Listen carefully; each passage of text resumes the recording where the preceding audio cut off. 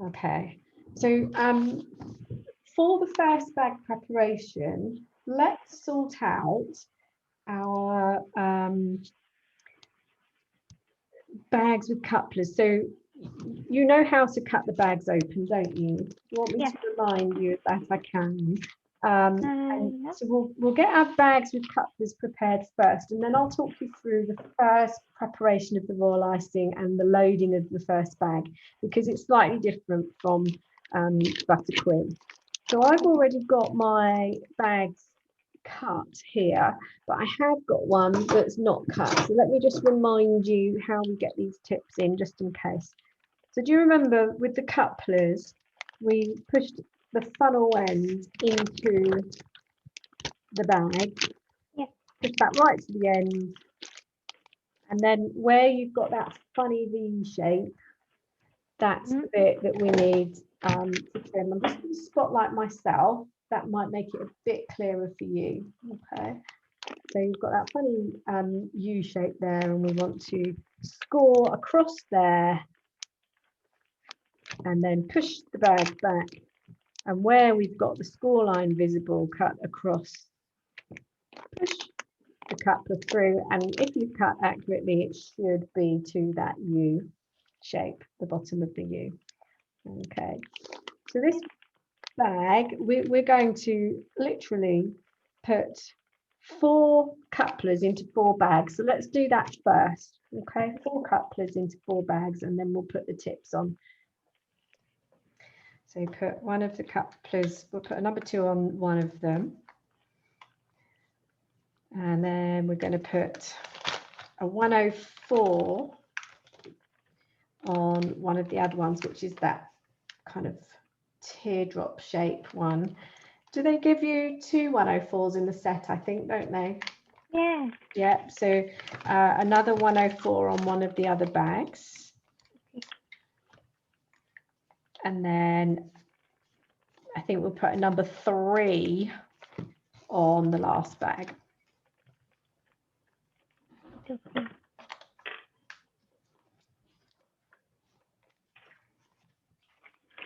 And we're going to be moving piping tips across the bags as we go today, so it's quite handy to have the couplers on there again.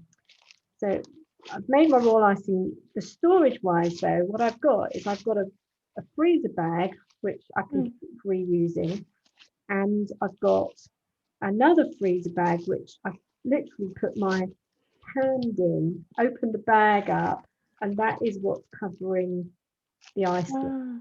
So that way there's no air. Okay. And when you're working with it, just only keep it open while you need to scoop out. So I'm just going to peel that back carefully, and with my knife, and I've got a little weigh, a little set of scales, and we're going to weigh about 80 grams. Okay, so you've got a good amount of royal icing. You'll probably get through a lot of it today. Some things require a lot, other things don't. So I'm just going to pull 80 grams. So just hang fire on doing yours. If you find that the bag, so it's about 80 grams, just under, if you find the bag that's covering the icing starting to dry out, get yourself a new one. Just, you can wash this off, you can reuse it. So then I'm just using my finger to press down into the gap I've just made, so that the bag is making contact with the icing. Okay, and that needs to go back into the second bag because it does dry out very, very quickly. Okay, so that's how to store, and that will last you probably, you can work with this up to 5 days, and then all that happens is you start to see the egg white breaking down. You'll get like a yellow look to the bottom, and that's where the egg white is separating from the sugar. And you can still use it, it won't have gone off. You can actually remix it, and that will be fine as long as the egg white is combined with the white again. But as age, when it's older, it's just not as strong. So if you're trying to do really delicate work, you'll find it probably doesn't work. But normally after about 5 or 6 days, if I've got any royal icing left over, then I make something called pastelage out of it, which is where you add CMC, You know what CMC is, don't you? Yeah. Yeah, so orgam tragacanth. And that, or it's also known as Tyler's powder, but that powder, if you add it to this, makes it into a really super strong paste. So it looks like sugar paste, but because it's got no fat in it whatsoever, you can create things like a big number one, or a large shape that you want to sit upright, or you can make a birdhouse or a greenhouse or a chair or the sides of a champagne cake bottle, you know, like you get a box, a wooden box, or it could be like the edging on a garden scene or something like that, anything that you want to be robust. So I don't tend to throw this away. I think about maybe what I need, pre-color it. So if I want a wood effect, then I would color it brown, and then I would add my CMC, and then I get that into a paste, and I can then use it within about 10 days. It does eventually dry out. The recipe for that was on the kit list that I sent to you. Yeah. You'll be able to have a go at that if you wanted to. So you'll notice as well that I had covered that up just while I was talking to you, because it will dry. Now, can you see this looks a little bit like scrambled egg at the moment? And there's far too much air in it. It's been whisked. It actually looks like mousse at the moment. Now, if we try to pipe with this, it will just pop. And every time we try and pipe, it'll break. And we'll get lots of gaps in our piping. So a bit like we did with the buttercream, you need to mash it against the side of the bowl. I don't work with a large amount. I mean, this is 80 grams. This is probably the maximum you'd want to put into a pot, into a bag at a time. And even that's quite a lot. If I'm doing delicate work, then I'd probably only put about this much into a paper bag. It's really small. Okay, sorry, it's gone a bit blurred. We'll just reset because my camera's a bit high, actually. There we go. So I'm pressing against the surface of the bowl, and this is called knocking back. And you have to do it until you can't see the air anymore. When you're thinking of the consistency of the royal icing, so I can stir it like this, that's okay. But what I can't do is flatten and fold, because if you flatten and fold, you're adding air in. If you think about the only reason you would flatten and fold something would be if it's cake mix that you want to keep the air in, but we don't want to. So you can do this kind of stir, or a mixture of that and knocking back. Now, until you've done this, you won't know what consistency royal icing you've got, especially if it's a few days old, because things start to sink to the bottom. So what you need to do is test it once you've mixed it up. So if I show you this now, it's not 100%, but I've still got some holes in it. Can you see there? Big one there. Yeah. And there. So that's still got some holes in it, but we're getting there. So keep going. This way as well, backwards and forwards with the spatula will work. Circular motion will work. And pressing the royal icing against. And when you're preparing this, you'll get to the point where you can work quite quickly. I mean, to start with, it won't dry out immediately. So, but what you might find is you have to clean the bowl in between each colour, because by the time I've loaded this into the bag, this part here might have dried a little bit. Okay, it's only blurred because I'm moving. Okay. Cope with the motion. It's getting motion sick. All right, so keep going until I've got all my air out, and when I brush through, it should be smooth. We've still got some air holes in there. It's nearly there. But what I'm going to do as well is check the consistency. Now, when I'm looking at it, it's shiny. Can you see? Yeah. That to me is telling me that although I've made the royal icing to the right recipe, it's a little bit on the wet side. So another telltale sign is when you scooch all of this together, if I put my knife right in and then pull out, as it pulls out a peak, it flops immediately. A quick flop means that it's too thin.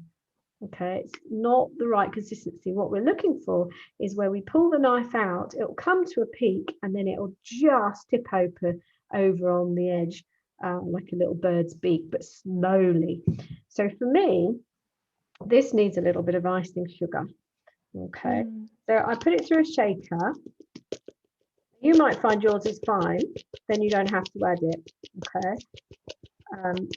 Probably. I think my peak dropped quite quickly as well, so I might need to add some later. Okay, that's fine. We'll work with your. We'll do your adjusting together in a short while. You'll need about, for that, I need about a teaspoon of icing sugar. It's surprising. You need a lot more icing sugar added to stiffen it up than you do to loosen it with water. Okay, so when I do water, if I had to make this looser, I'd only be doing it 1 drop at a time through a little dropper bottle.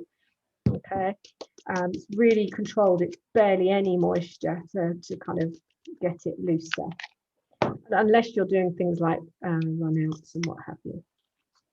So that's probably the equivalent to about 1.5 teaspoons now, and I'm just carefully mixing that in.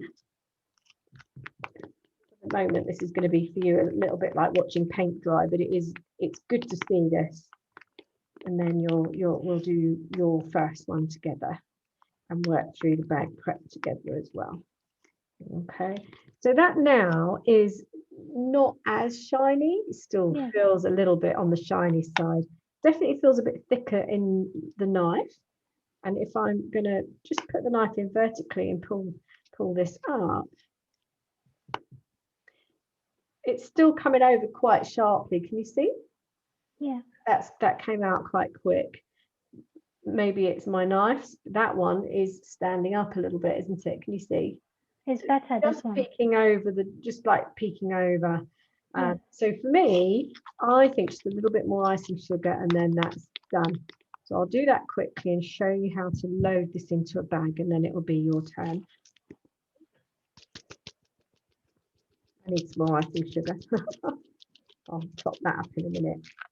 So I probably in total actually put 2 teaspoons in there, but it's better to do it bit by bit because you don't then want to get it so stiff that you have to go the other way, and then you'll put too much water and then you'll go the other way. And the problem you've got then is that the egg white mix that helps it set won't be the right ratio.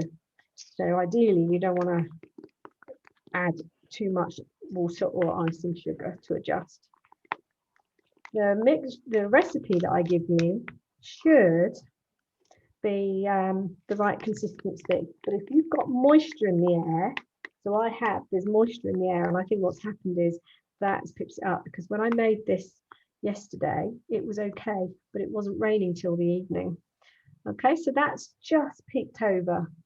So to me that will hold. It means that if we're piping stars, it's going to be showing the texture. Okay, that's what we're after. So getting this into my bag can be a little bit challenging, but the way we're going to do it is to take a little plastic bag, turn it inside out. So this is different to buttercream. When we did the buttercream, we were loading into cling film, but for raw icing we don't, because you're only using small quantities. If you load into cling film, you'll find there'll be more stuck to the cling film than you can pipe with. So this is just going to go over a cup now, and it's just so that you've got a bit of hands free, and you can just drop it in, or personally when it's this consistency I prefer just to take it onto my knife, but you're probably scooping it in 2 scoops. So get your hand into the bag. So I've turned it inside out.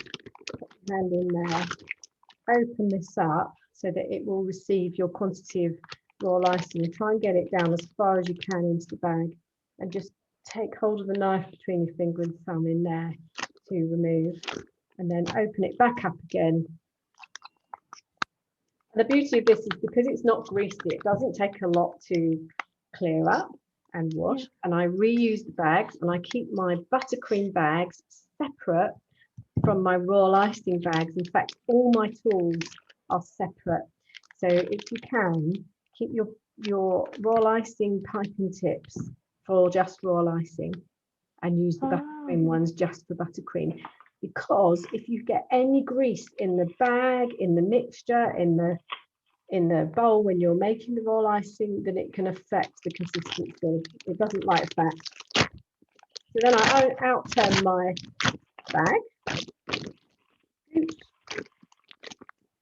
Neatly loaded roll icing right down to the bottom. And then if you squeeze so that some comes out, okay? Now, when you're storing this, if it's just sitting on the side, then you must make sure that you've got a bit of royal icing sticking out of the end. So for buttercream, you don't need to worry about that because it won't necessarily dry out. But if we just put that on the side without anything sticking out, then that will dry inside. And then you're in a position where you're having to use a cocktail stick or a pin to poke out. And you might find there's some dry in there still, which means when you pipe with it, that it doesn't pipe a nice rounded edge. Or you may actually accidentally scratch the inside of the piping tip. And then every time you pipe, you're going to have these hairline marks coming out.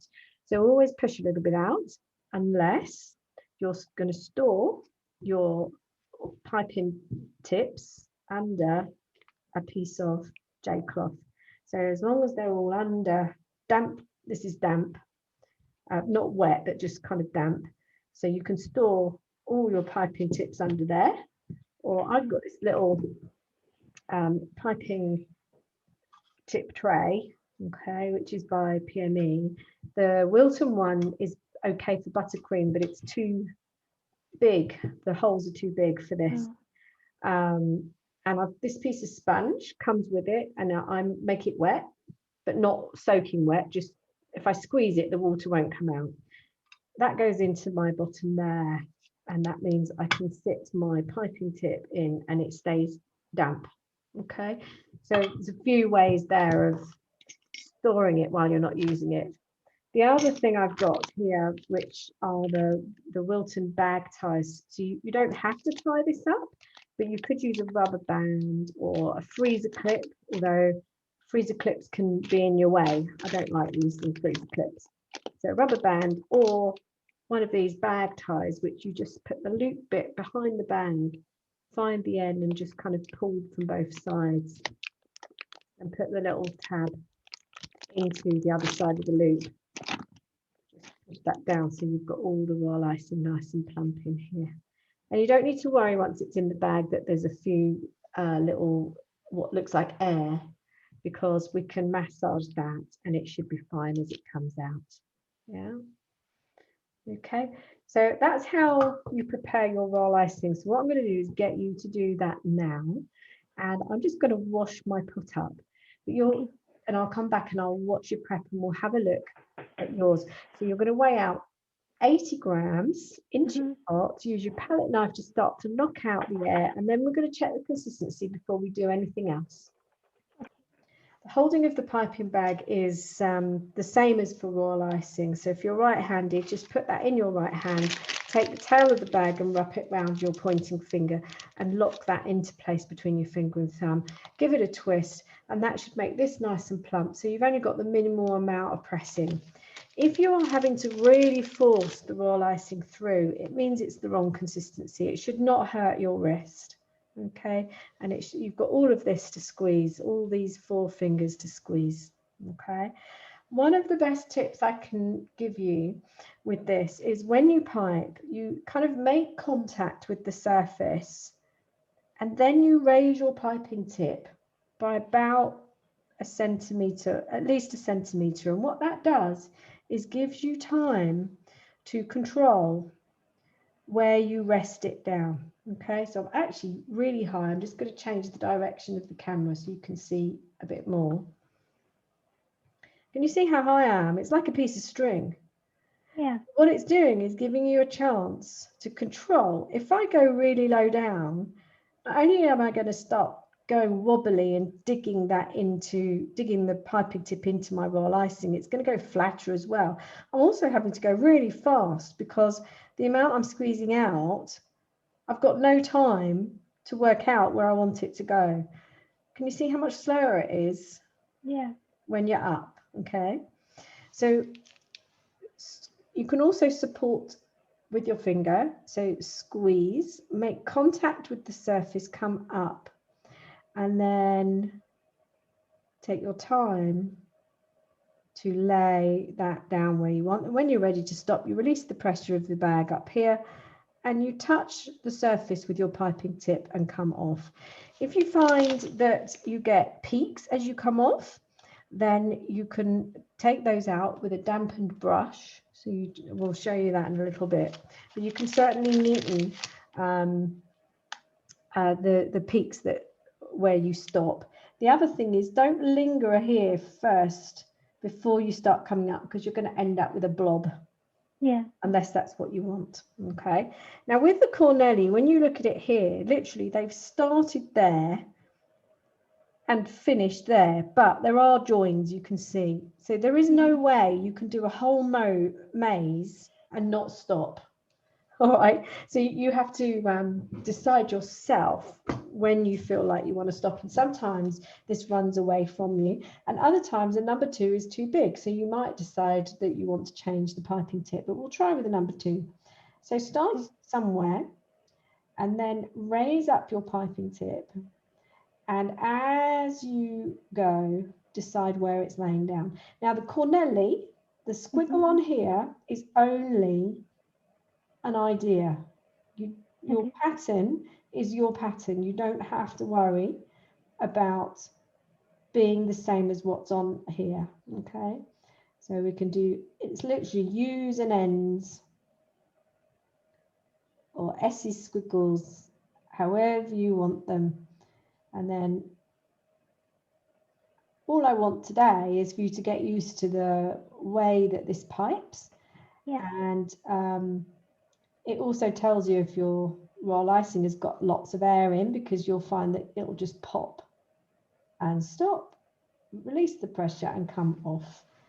Okay, so now I've got, if I pull this out, you'll see I've got this lovely little design. So I'm just going to squeeze some out here, and that's all right to stay there, or it has to go under cover, under a damp cloth. If I pull this out, you can see we've got a little Cornelli design. And it's lovely and rounded because I haven't got my piping tip near the surface. So something like this is fantastic for sections of the cake. And as we go through, you'll see that there's inspiration pictures all the way through. I've just got to find.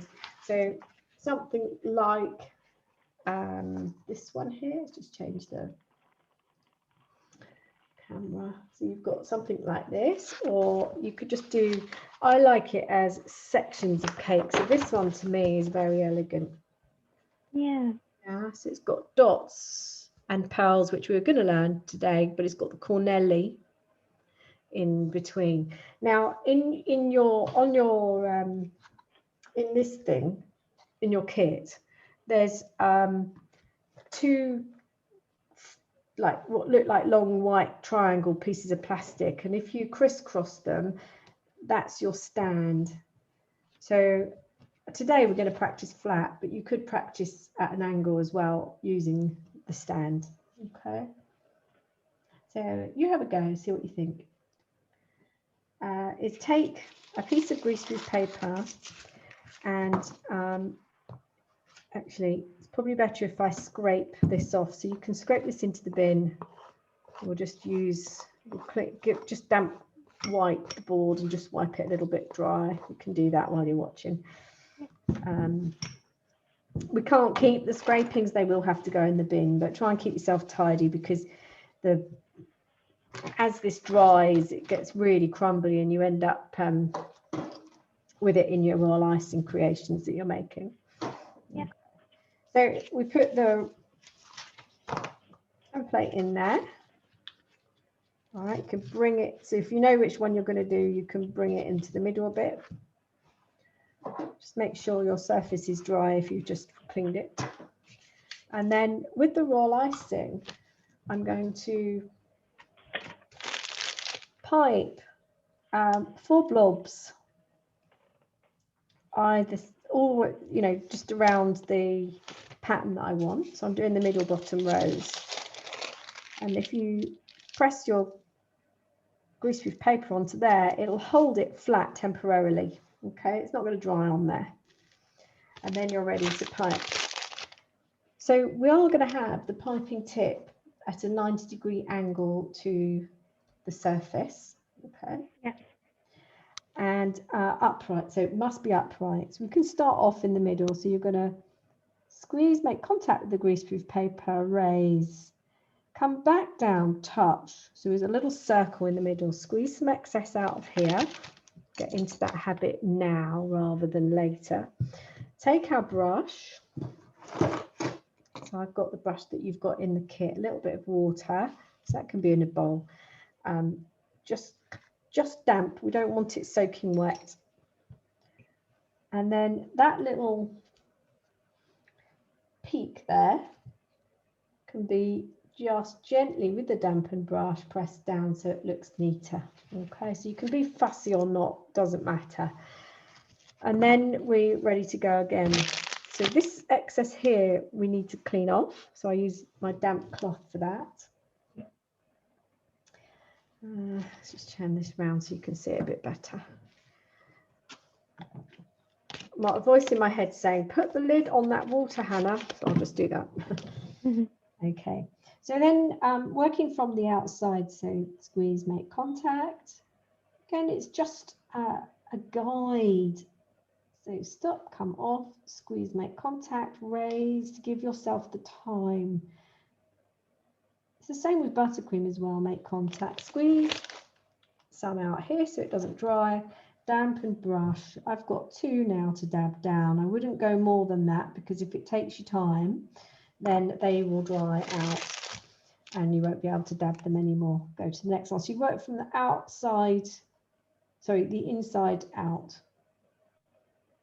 And as long as all the lines are touching, it will peel off once it's dry.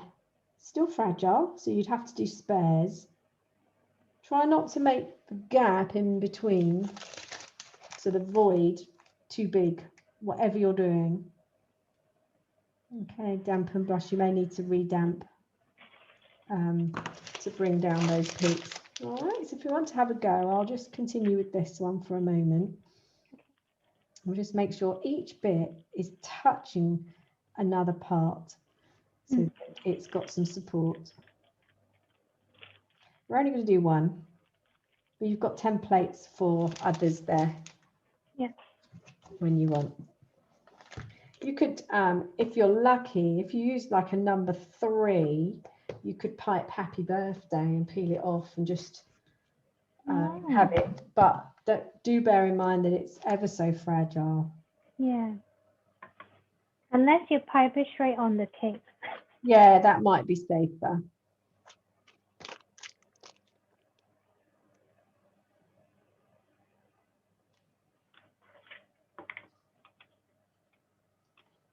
And these could be done in any colour, but you can also paint after. You could paint the colour. And you just use the spectral paste colours to paint it, or a mix of alcohol and petal dusts. I like petal dust. Yes, I know you do.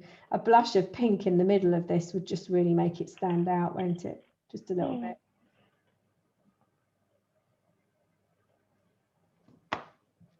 Okay, so as a finished piece, that's what it looks like.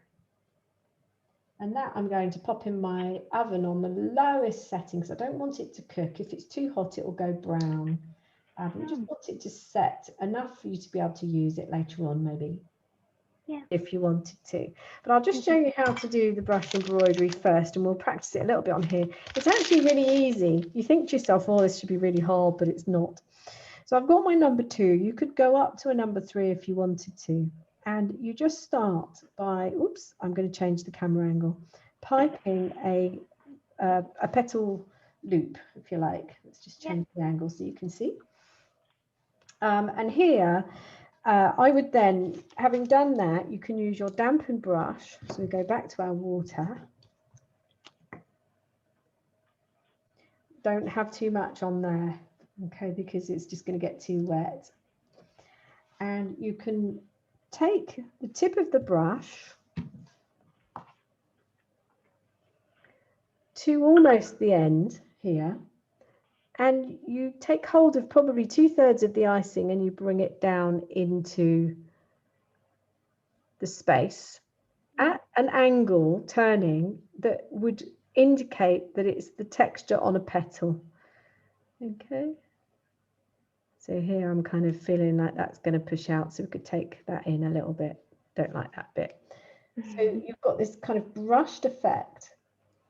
Now you would need to clean the brush off every now and again and just make it a bit more damp, but you don't want it wet for this, otherwise it's just going to bleed, or especially on your biscuit, it might end up softening the biscuit a little bit. But you can see just with a tiny amount of royal icing that you've got a really nice finish on there.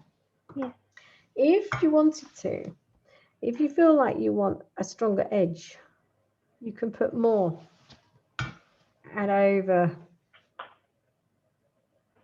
embroider again. Yeah. But if you're going to do that, it doesn't want to be dry before you put the next layer on. You need to just do it all in one go. Okay, so we've got a really nice texture, and you would outline, you kind of want to do all of it together, but it's better to just outline. So it's the same as before. Your piping tip is a 90-degree angle. You squeeze, make contact, raise your piping tip to quite a height so that you can control where you lay it down. And I like to start at the top here, because then you've got an idea of how this is going to draw in. And depending on what brush, so obviously this is quite rounded, but if you've got something that's flat, then that dampened, I think I might have some colour on here, so you can have it so you're using the narrowest end or the fattest end, so it will give you different textures depending on what you want. Okay, so if you want to have a go at that, just maybe do one petal on the surface and then perhaps use one of your cookies.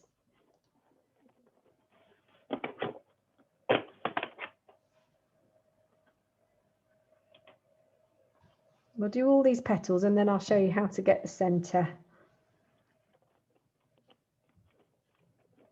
Can I quickly ask you, Yeah. how long do we leave the royal icing in the oven? You can leave that in there for as long as you like. So something like that would probably take 10-15 minutes to dry, but we can take it out and leave it on the side to dry more. So you, as long as it's not too hot, it won't cook it. Yeah. So there's no real cooking time. And can I quickly pop to the roof and come back? Yeah, of course you can. I'm kind of thinking I need to do the same. Okay.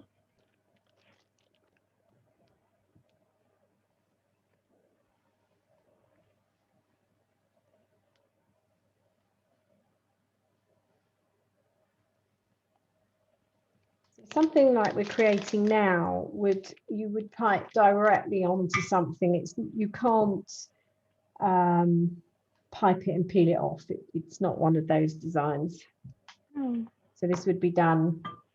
I mean, on biscuits, you've got you know, quite a while. The biscuits will last for a good couple of weeks. Yeah. So you don't have to kind of make the biscuit and decorate it straight away. I love this design. It's so pretty. It is, isn't it? I thought this one would be up your street. Mm-hmm.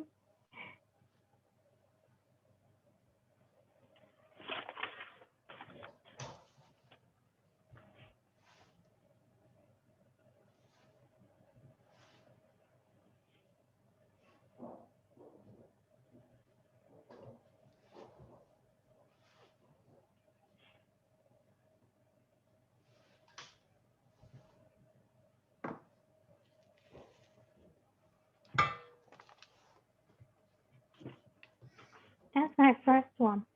The flower petal is like big and small. Let's have a look. Oh, that looks beautiful. So delicate. Well done. Really good. So to put the centers in, if I show you, I'll just demo the little middle. These are,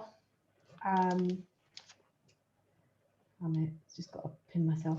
There we go. the dots are, again, 90-degree angle. I like to support the end of the tip.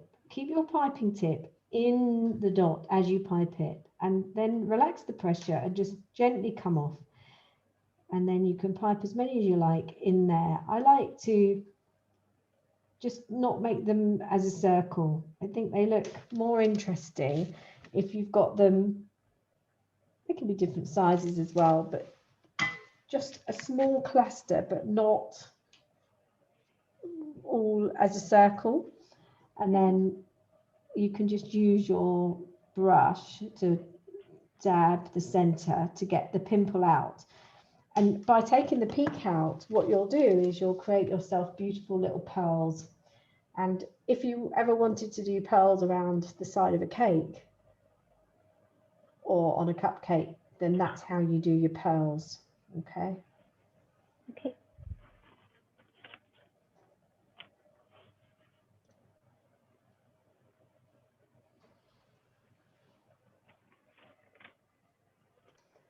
On the instruction sheet, that the cone height ideally needs to be 1.5 length, because you get smaller ones and larger ones of these. So I've got like a 102 here, for example. So my cone for the smaller piping tip would be smaller. Yeah, so that just tells you a reminder really of the guide of what size. Now you've got a number 12, and that can be transferred onto your white bag of icing. So the number 2, we're not going to wash this. What I want you to do is put that into your J cloth, your dampened J cloth, so it doesn't dry, because we don't want to have to wash that out. And then we're going to swap this number 12 on and just put the band, tie the band back up again. Okay.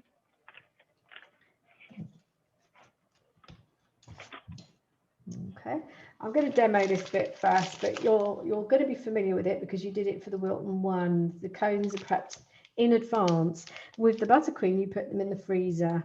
For the royal icing, we put them in the cooker.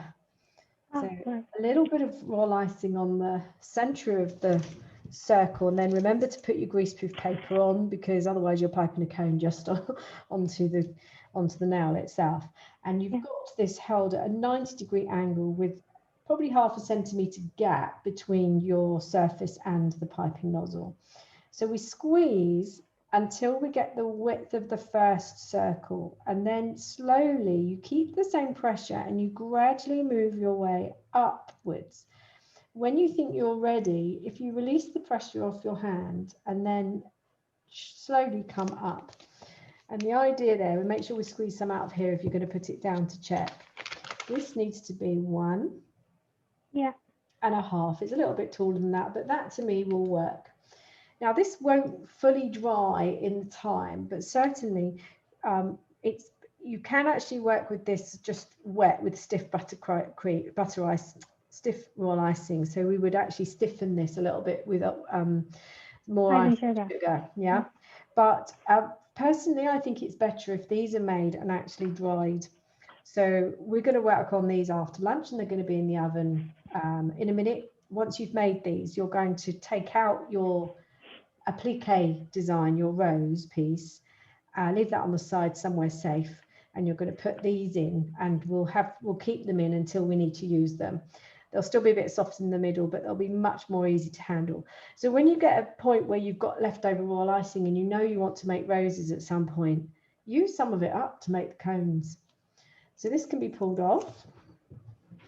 And I'm just going to put that onto my tray. You might find that there's enough royal icing on here still to do a second one before you need to actually add a bit more glue to the nail. Again, hover over the surface by about 0.5 centimeter, 90-degree angle, so it's facing directly down onto the nail. Squeeze until you get the width of the inner circle. Keep the pressure the same, slowly move up, otherwise you end up with a kind of an inverted part. And then once you've stopped the pressure and you're happy, come off to reveal the cone. And if you're not sure, you can test 1.5. If it ends up being double, it's okay. Okay, it doesn't matter. All right, so if we do 5 of those, Okay. and then we'll put them in the oven to dry.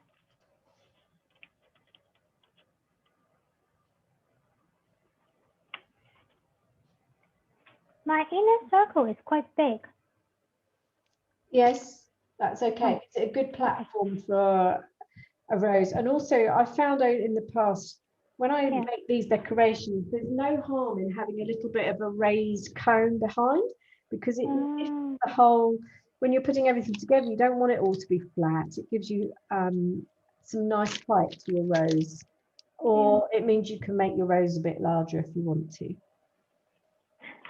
My cone is funny. These look like little meringue kisses. Yeah. My first one looks like a hat.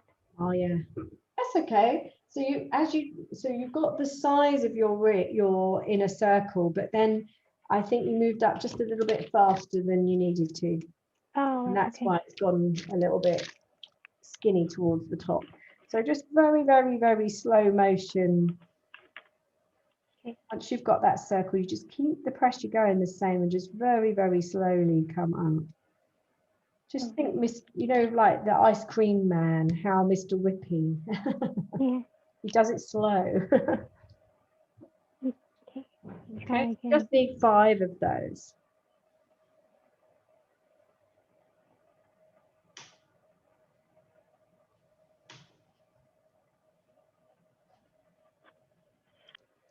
Attach the greaseproof using the royal icing blob as your glue. So with the 104, the rule is the fattest end is always on the surface and innermost.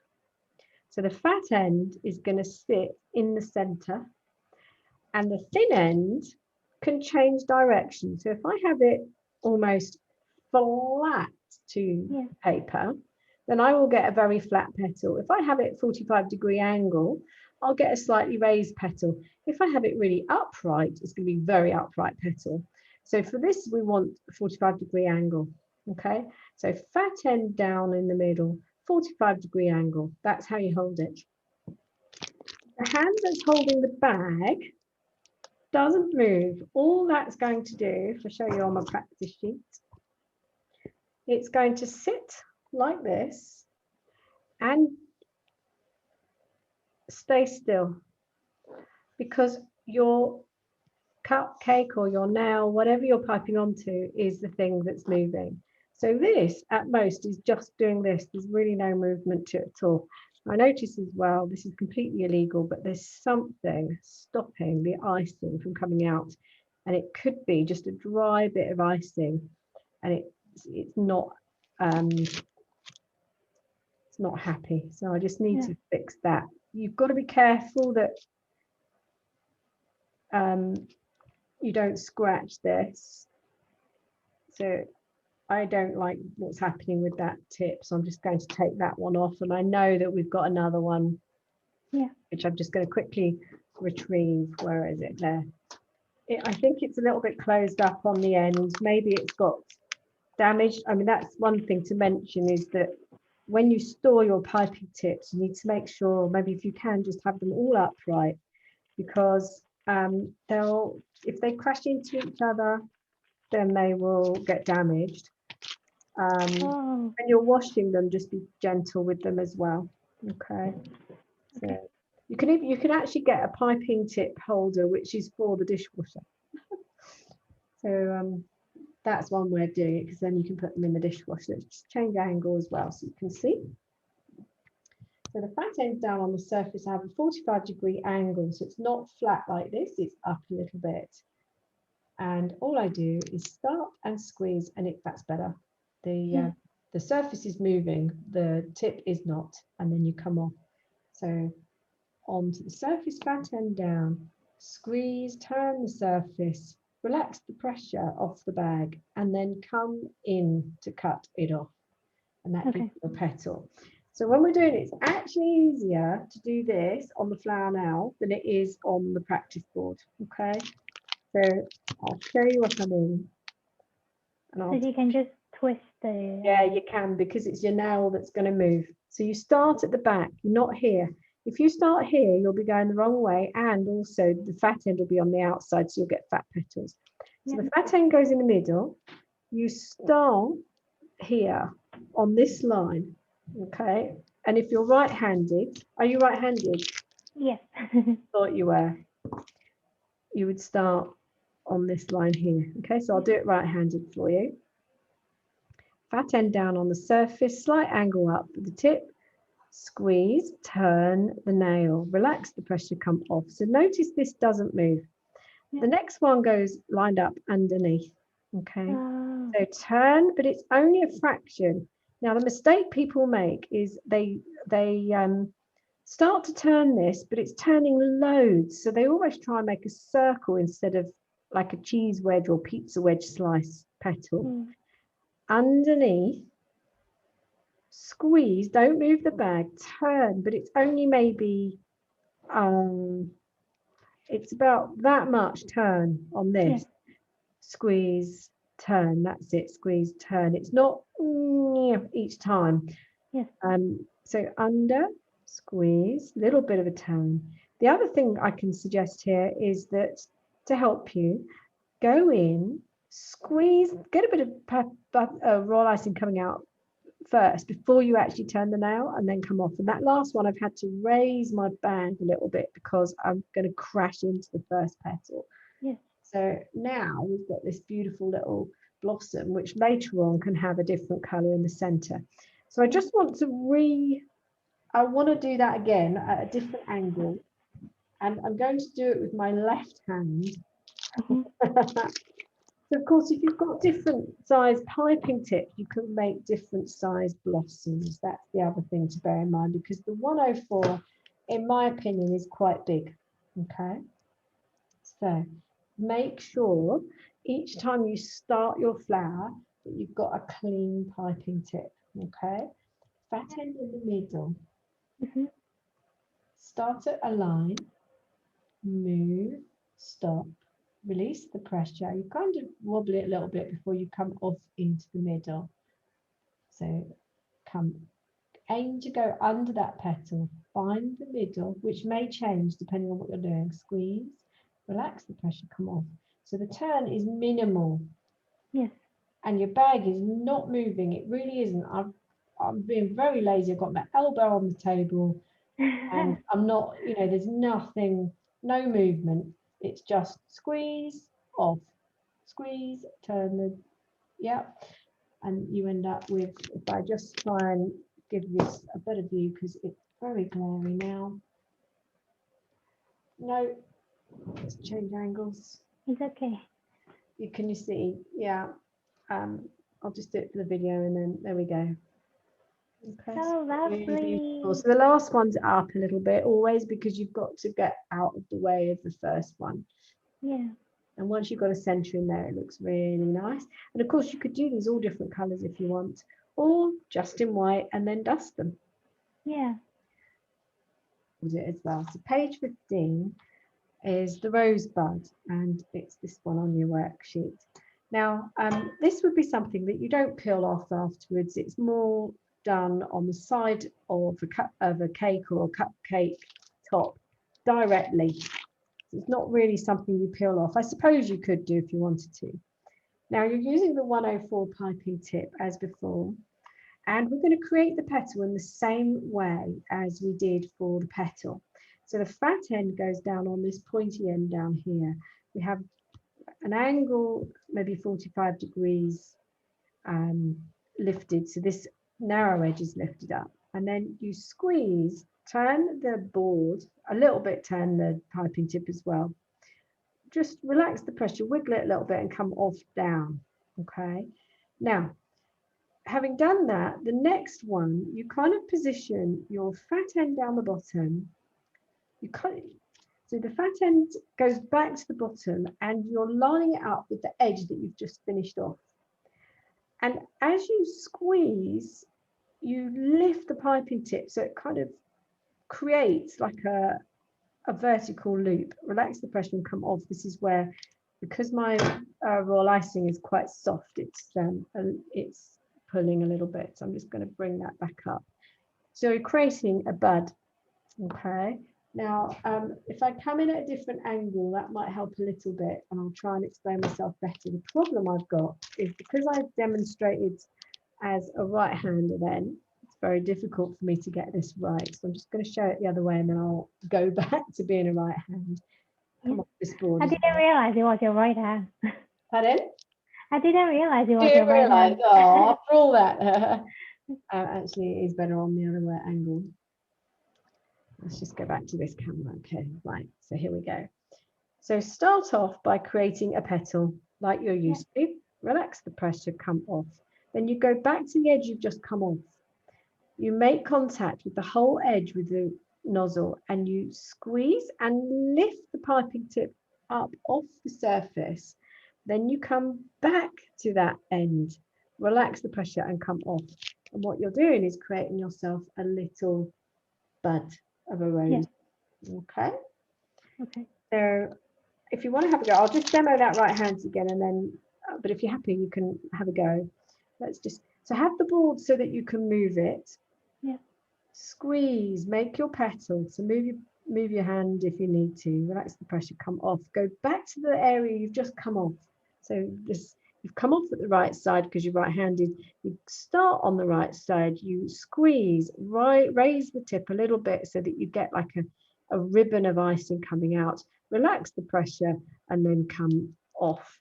And from the top, you can see that's a little bud. Okay, it's quite tricky to do, but once you've got used to them, they remind me of Kath Kidson. It does, doesn't it? Yeah.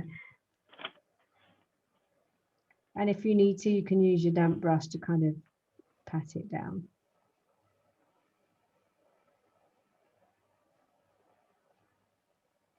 So I suppose you could peel these off once they're dry, but we're not going to today.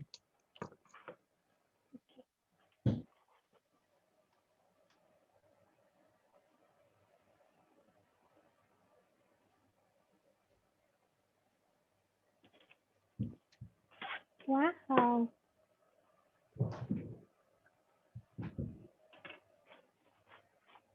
Very realistic looking, actually. Oh, let me have a look.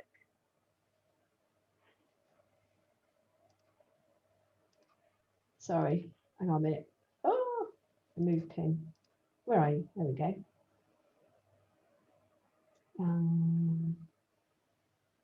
Yes, good. Yeah, good. Well done. And you're changing it. You've got to find your tip now. Change it back to the number 2 for a moment. Okay. Okay. And we'll just finish this off. I'll do it in white, but you would probably do this in green because it's a calyx, and calyx would be in green. But while we're here, we'll do it in white.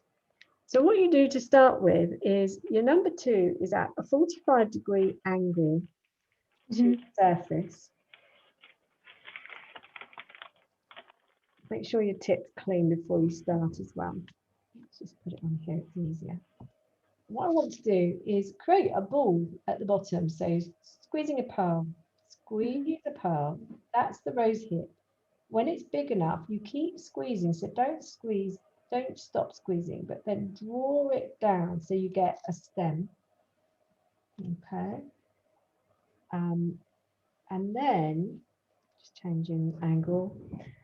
I'm going to close my curtain in a moment, and then it won't look so flary on the screen. It's just because the sun's shining.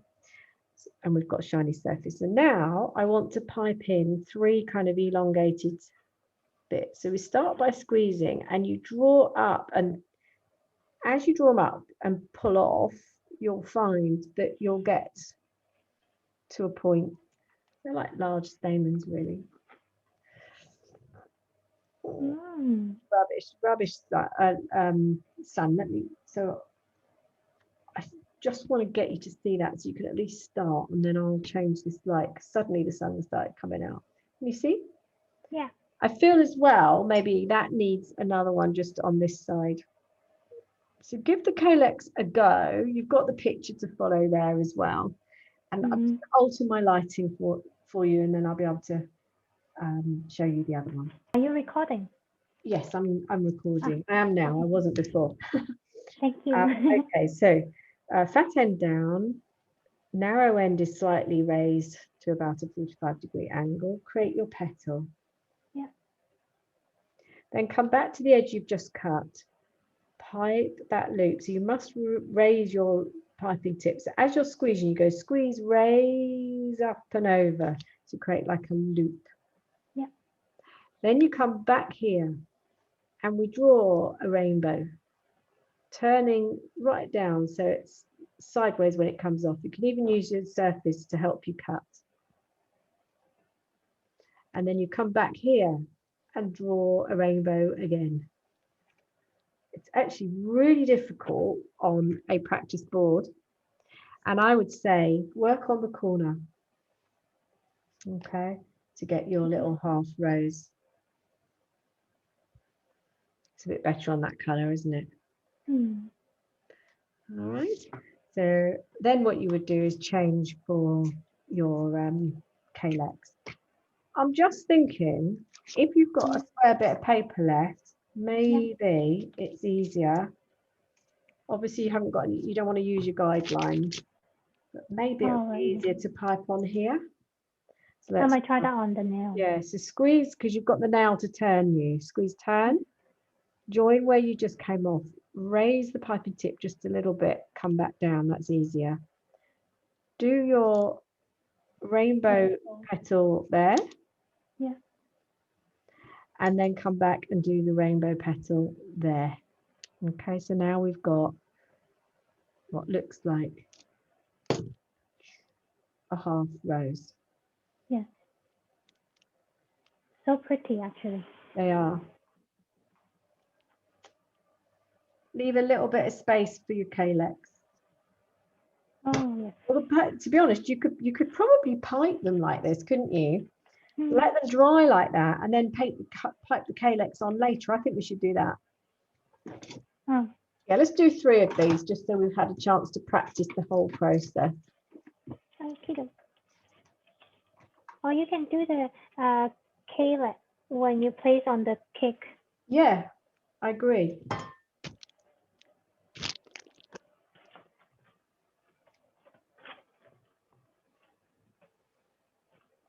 Yeah, on the nails easier. You could use your petal guide, the sticker. You could use the top end, the far end petal, couldn't you? And then you know you've got enough room for your calyx. And the royal icing is a fraction on the soft side to do this now.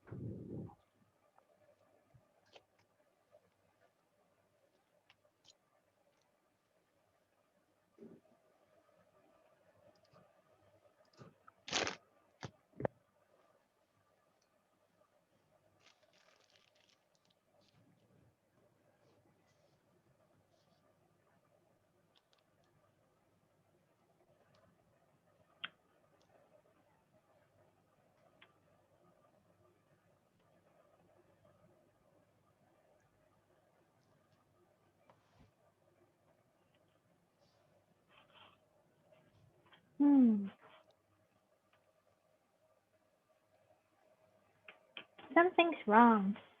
Okay, I need to have a look. But you did do the rainbow. Okay. So we've prepared our green bag, our purple bag, and our yellow bag with 80 grams of raw icing, just the normal medium consistency as it's made in the recipe. But your white, which is 80 grams, and this is for things like borders and roses, things that you want to pressure pipe. And this one here as I bring the knife up, the peak should stay upright. And all I've done is added about a teaspoon of icing sugar to the mix. It doesn't have to be super stiff. We still need to be able to pipe with it. It still needs to look nice and creamy. So we're just going to bag that up and then we're ready for stage 2. Okay, so the pansies, page 22. And I'm going to start. I've taken the 104 off of my white bag. It's still got white in it because I like kind of the changing colours, looks really good. So we'll just put a bit of glue onto the nail, which has got the sticker with the funny darker section. When you're looking at the pansy, what you're looking at is the 2 top petals. So imagine this bit. Excuse me. Got 2 top sets of petals, and then you've got this beard or whisker. Now, when you look at here, the 2 top sets of petals go within this black area. So you've got one big one that goes in there, another big one in there, and then you go a bit smaller. Okay, and the whole of this section here is the whisker. Now, I know they teach it with the 2 top petals first, but I think it's actually easier to do the whisker at the bottom first. So I'm going to start in my yellow, which has got white in the 104. Let's do this right-handed. It's a challenge, but it's the only bit that looks cack-handed if I don't do it the correct way. So you're going to start, we're going to do the whisker first, which is not that area there. It's the bit that hasn't got the black in it. So we're going to start on this line, okay? It's here. And you're going to go to the center and out. And relax the pressure when you get to the other side of the line and come off inward. So in effect, this is turning slowly, and that is going away from you towards you, away from you towards you, away towards, but the tip, the narrow end is up just a little bit. Okay, so it's just tilted a little bit. Then you can do the 2 main flower petal heads. So if I show you what this looks like when I change out, because when I make these, I like to kind of go from white to yellow to purple to white to yellow to purple. So that means you get this whole variety of colour. Just watch out when you swap these. So this is a yellow, it's going to go on the purple bag. Okay. This one, I have to put whatever was on the other one, I have to put on it to seal it up. Yeah, you don't have to squeeze anything through, just seal it up and put it into your damp sponge. So we don't squeeze the colour through, we're going to embrace the fact that we've got the yellow white. Oops, right-handed. Okay. We're going to do a big petal like we did on the blossom. Okay, so starting here, squeeze, keep squeezing, turn the nail. You have to put a bit of pressure behind it, relax the pressure and then come off. So there's one big petal and we go underneath, so as if you're making a giant blossom. Yeah. And then come in a little bit. So there's your 2 outer petals. Damp brush just to close that up a little bit. And then we come back, so you could clean off your piping tip if you need to, come back to where the beard finished here, and you do a smaller petal. Relax the pressure, come off.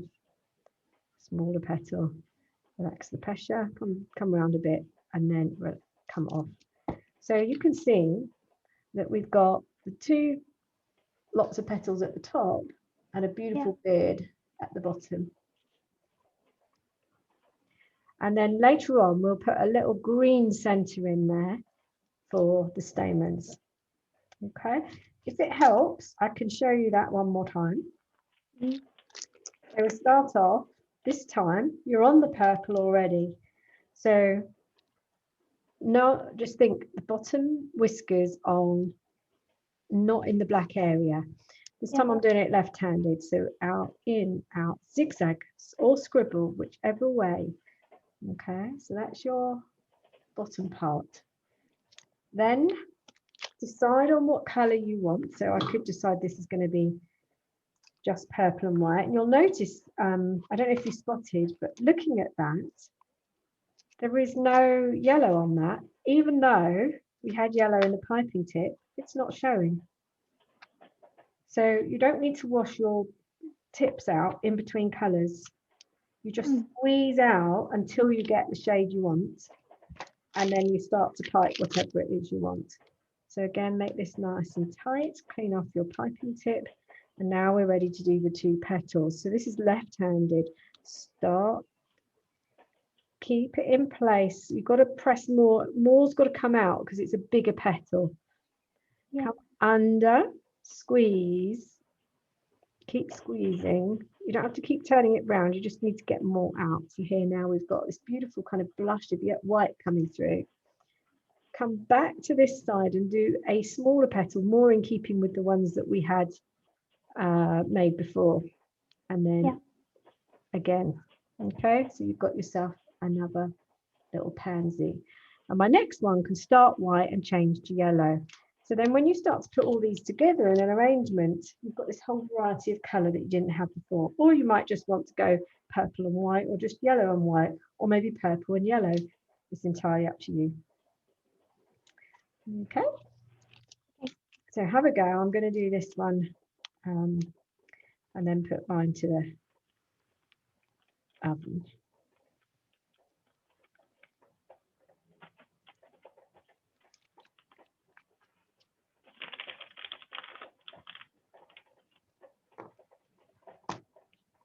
So you can see already that by having the couplers on the bags, so much easier than trying to plan your way through. I need 4 of those bags yellow, 5 of those purple, 2 of them white, because you're already there. You've got them, the colours, just chop and change when you want. Definitely.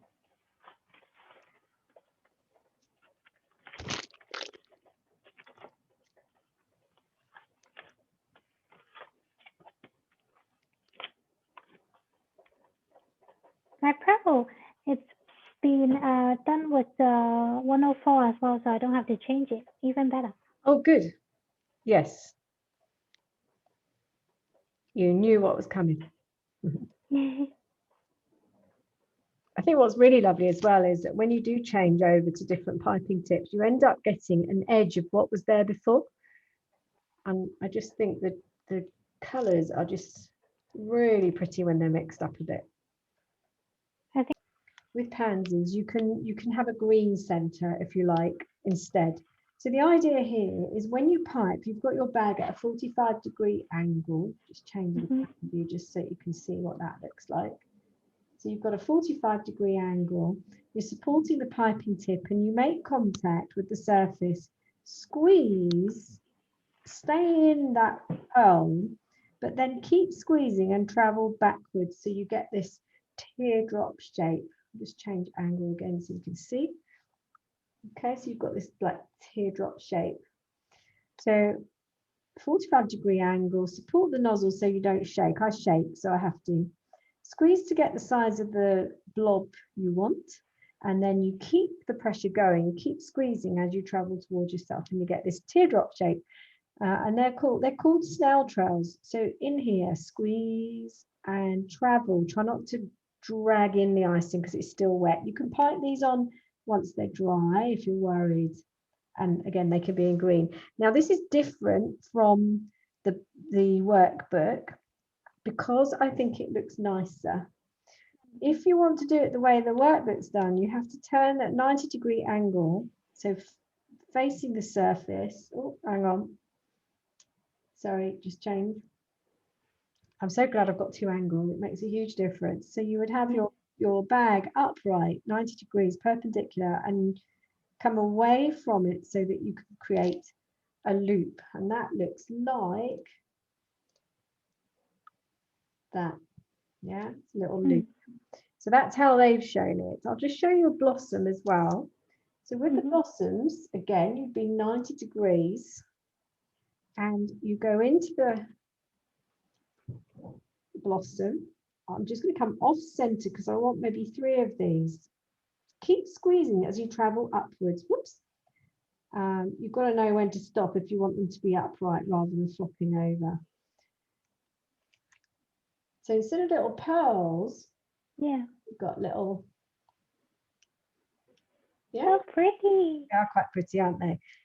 So if you want to do your blossoms and your pansy centers, and then we can pop those back into the oven. Okay. Did you say green? I should do it in. I would do these in yellow. I think your number 2 might be in there already, is it? I need to change it. What piping tip have you got in there? The yellow one is 104. Oh, yeah. But I think the round tip got some yellow in it anyway. Okay, So, yes, because we swapped it, didn't we? Yes. yeah. So That's I right, must be able to pipe some on the blossom with the. Yes, just pop it back and use that one. It's better than wasting the green by squeezing through the yellow. So the green's got a different tip on it at the moment. So we'll use that for the stamens, the calyx and the leaves. So am I using yellow or green? Sorry. Yellow. Okay, cool.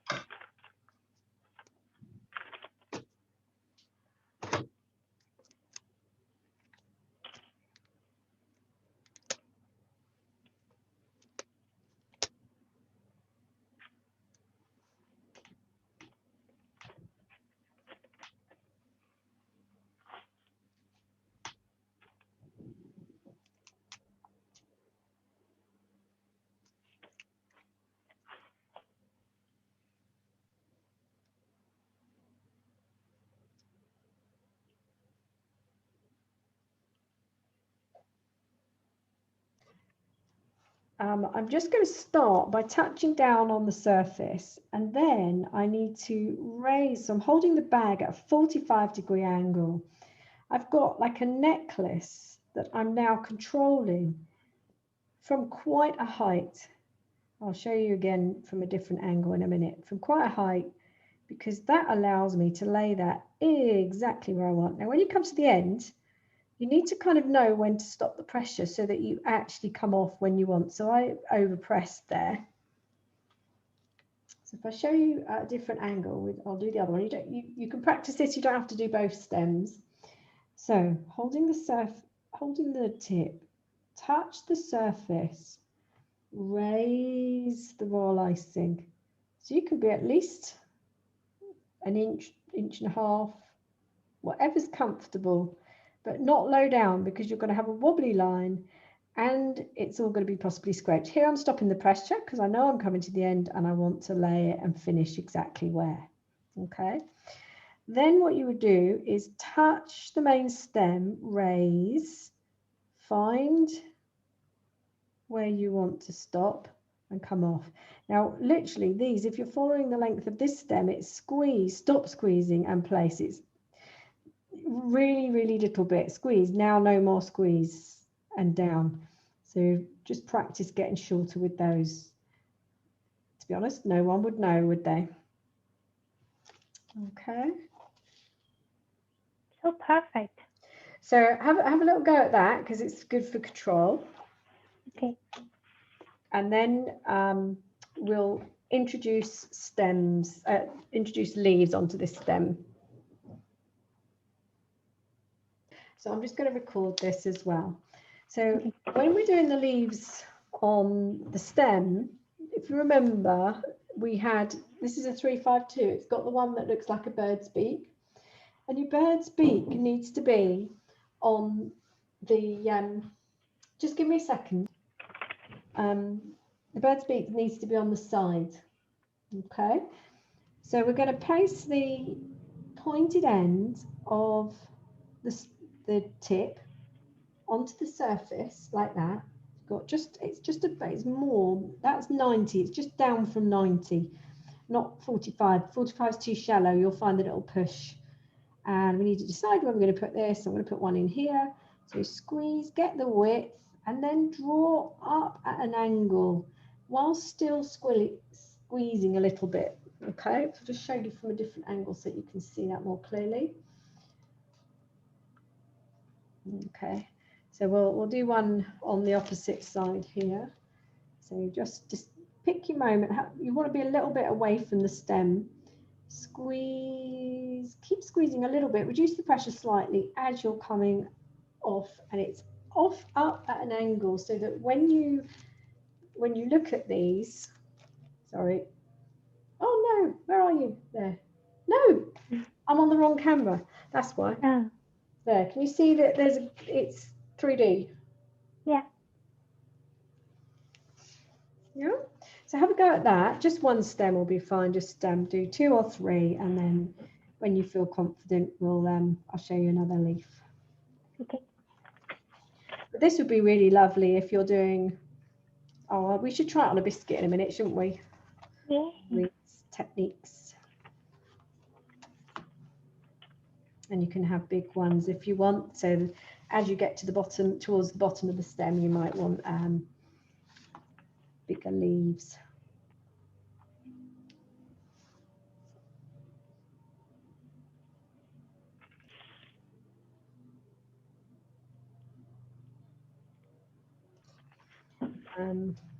So here you've got like a standard leaf. So remembering just slightly above 45 degrees, you squeeze till you get the width you want, and then you keep squeezing as you travel backwards. You release the pressure as you come off, so you don't tear. If you stop squeezing, then it tears the tip, okay? This one here is a ruffled one. So if you squeeze, get your width, and then you are exaggerated as you go. You're kind of scratching way towards you, and you get this beautiful texture. You see a slight ripple there. Yeah. You can do it further. So if you have distance, so you're traveling backwards as you're doing it, you're getting fern-like leaves. So pretty. And then this last one here was just showing you, we've already done it, but it's the angle is more than anything. So as you get your width, you carry on squeezing, but you come off up at an angle so that you've got that 3D look. Okay, so if you want to practice the bigger leaf and the ruffled leaf and the fern,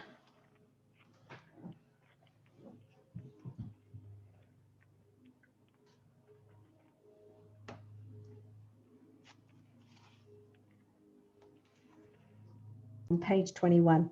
So you've got here you start off. So in effect, what you do is you put your parchment paper onto the nail, and you have the fattest end innermost, and you're going to be tracing along a line. So literally a line. Okay, you don't have to draw it. It's better to draw in pencil, but you shouldn't really have pencil on something that's going to be eaten. So you start off at the bottom here, and you zigzag out, and you go turn, and you zigzag back down. It's not pretty, I don't think, but maybe you like it. I don't know. I'm going to have all manner of colours in here. Yeah, so back. And the You zigzag at first, but you didn't zigzag all the way. Sorry? I know, I should have. Way. Yeah, you should do. You should zigzag all the way. I should do that a bit better. I find them really dumpy. And they don't lend anything to the pansy behind them because the pansy's already big. So let's try and pick a line. There isn't a line on there. Well, there is. There's one line there you could follow. Okay, here we go again. So do it exaggerated, really proper, and then you've got to turn slowly. Oh, that's a bit better. Uses up a lot of buttercream, and it's kind of, what is that? Yeah, I know.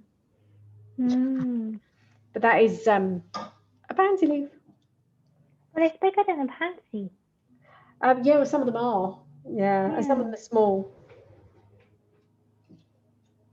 It looks like worm.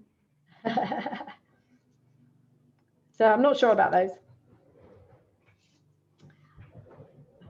Okay. Are you going to have a practice of that one, or you're not too worried? No. No, we're past. I know, I agree with you. Okay. So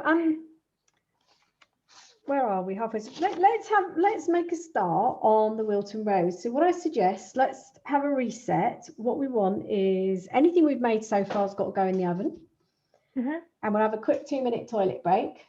Okay. And then we'll move on to the rose. Okay. Okay. Cool. Lots more to show you.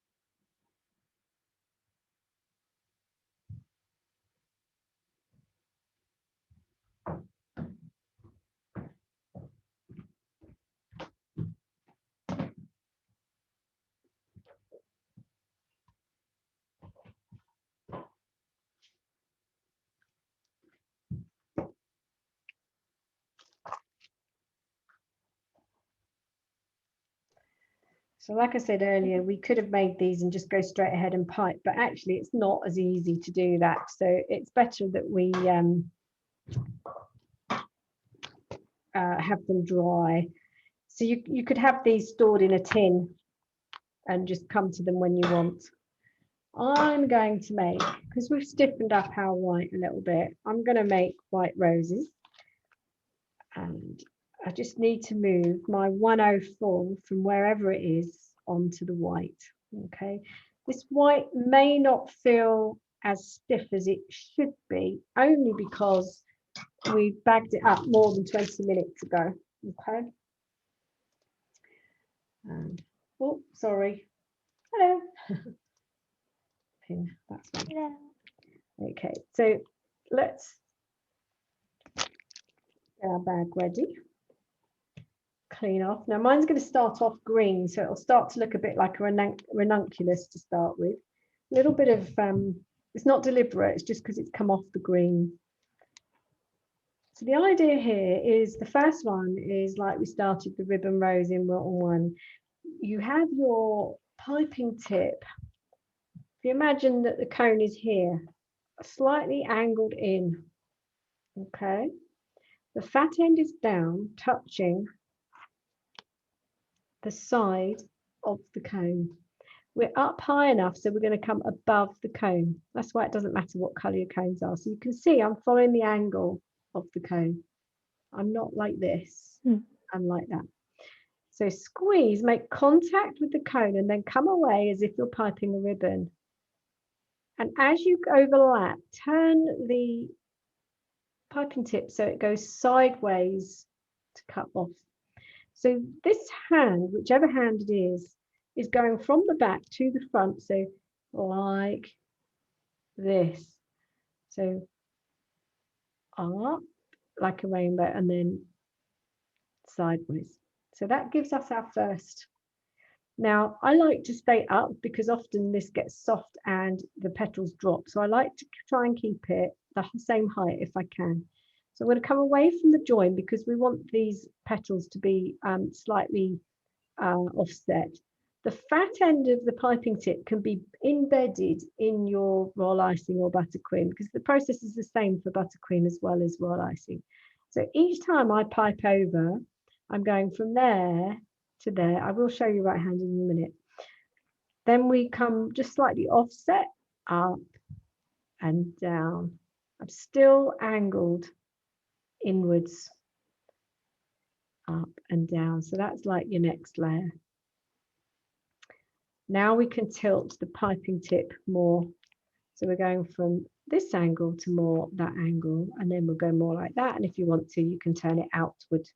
So inward will give you a close, tight rose. And the more out you go, the more open the petals are going to be. And these petals do not have to be long. I might get 5 on this layer. I might get 3. Odd numbers are better. So we had 1 in the middle, 3, and then 5. So now we've got, okay, again, clean off. Sorry about the way I clean off, but it is, I find that easiest. And now we want to offset again. So here we want, the petals are looking a bit short this way. So if you stay in position for longer and then turn over, you will get like almost an upright petal like you were putting onto your blossoms earlier. So just stay in the same place and create upright petals as you go. So again, it's this movement, finishing off sideways, starting just off vertical. So you're going from off vertical, turn round to horizontal, cut off. Okay. It takes a while to get used to this. Last one. Or maybe not. Have a look, see what you think. Go again. So you just slow your turning down and increase your pressure to get bigger petals. And you can decide when you want to stop. This one's a little bit on the lopsided because I've got quite big petals here, but small ones here. So I may decide to do more. Try not to open your piping tip angled outwards too much because it can, the weight of it, especially as it gets bigger, can make the petals flop outwards. So this is quite heavy now. Looks more like a cabbage because of the green inside. Okay. So I'm not keen on it, but it'll work. It'll work for something, so we can peel that off, and that can very carefully sit on our tray ready to fire up. It's got a bit flat in the middle. Let's try. It's entirely up to you. You can watch again while I do one that's a bit better and smaller. Don't start with the green in the middle. I think it looks too cabbagey. Okay, so here's one that's white. It's not a bad angle, this is it for me to show you. It's probably okay. Oh, okay, so there's my loop in the middle. We want that hole showing, but not the cone. I'm going to change hands so you can see right-handed. Not so easy. So just come off the join so that things are offset. Okay, you do need to have your elbow off the table for this as well, because otherwise you can't move. Okay, so that's your 3 petals. See, that would be a bud, and there's room for buds. There's always room for buds. So if you like it as a bud, leave it as a bud. And it's okay that you've got this gap of sugar here, because either you cut that off or you use it as your height in the arrangement and you put leaves on here. So that would be a bud. So starting here again, squeeze, travel up and back down again. Squeeze up and back down again. Squeeze up, back down again. Up, back down. So try and make it odd numbers. Here is a little bit open, so I'm just going to close that up at the back. So for me, that's a bit of rose. Okay, it looks messy from the side, but once we put that in the arrangement, then that will be fine. Okay. All right, so have a little go. If you think you're running out of white, that's okay. You can move on to a different color. Okay, so start by making. Sorry. Sorry, Hannah. That's right. So start by, you've got the angle of the tips got to be following the angle of the cone to start with. Make contact with the cone and then over pipe. Just overlap it so you can't see the cone inside. So as long as you've got a hole but not a big hole. Okay. Okay. And then you can start to keep the angle of your piping tip facing in towards the cone to start with to get your bud. And then as you go to the outer petals, they become shorter. They're not so ribbon-like, but try and make them offset so that one petal is not directly behind the other.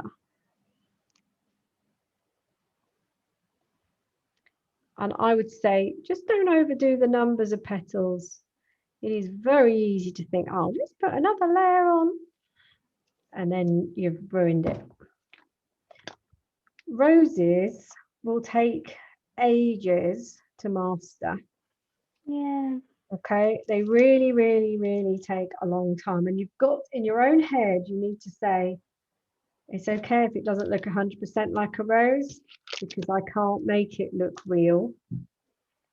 Using this method, it's not possible. You'd have to be working with wired wires and sugar flour paste to make it look real. So this is at a glance. Oh, it's a rose. Of course it's a rose.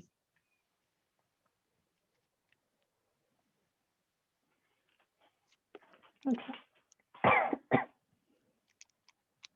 We keep some as buds, some as half roses, and some as full roses.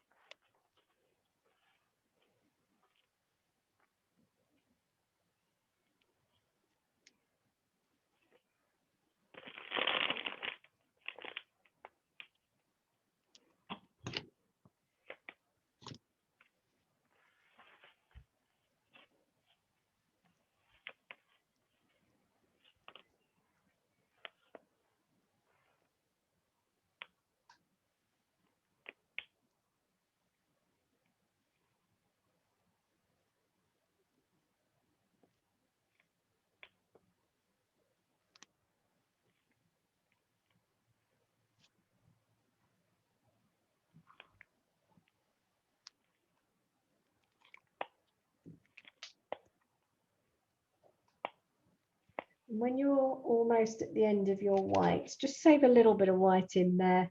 Move on to a different colour just in case you need the white. So a bag without a coupler, you don't want to cut the bag open any more than halfway, otherwise the buttercream or royal icing can ooze out, actually. So pushing this funnel piece in, you would score along this area here and then push that part into the bag.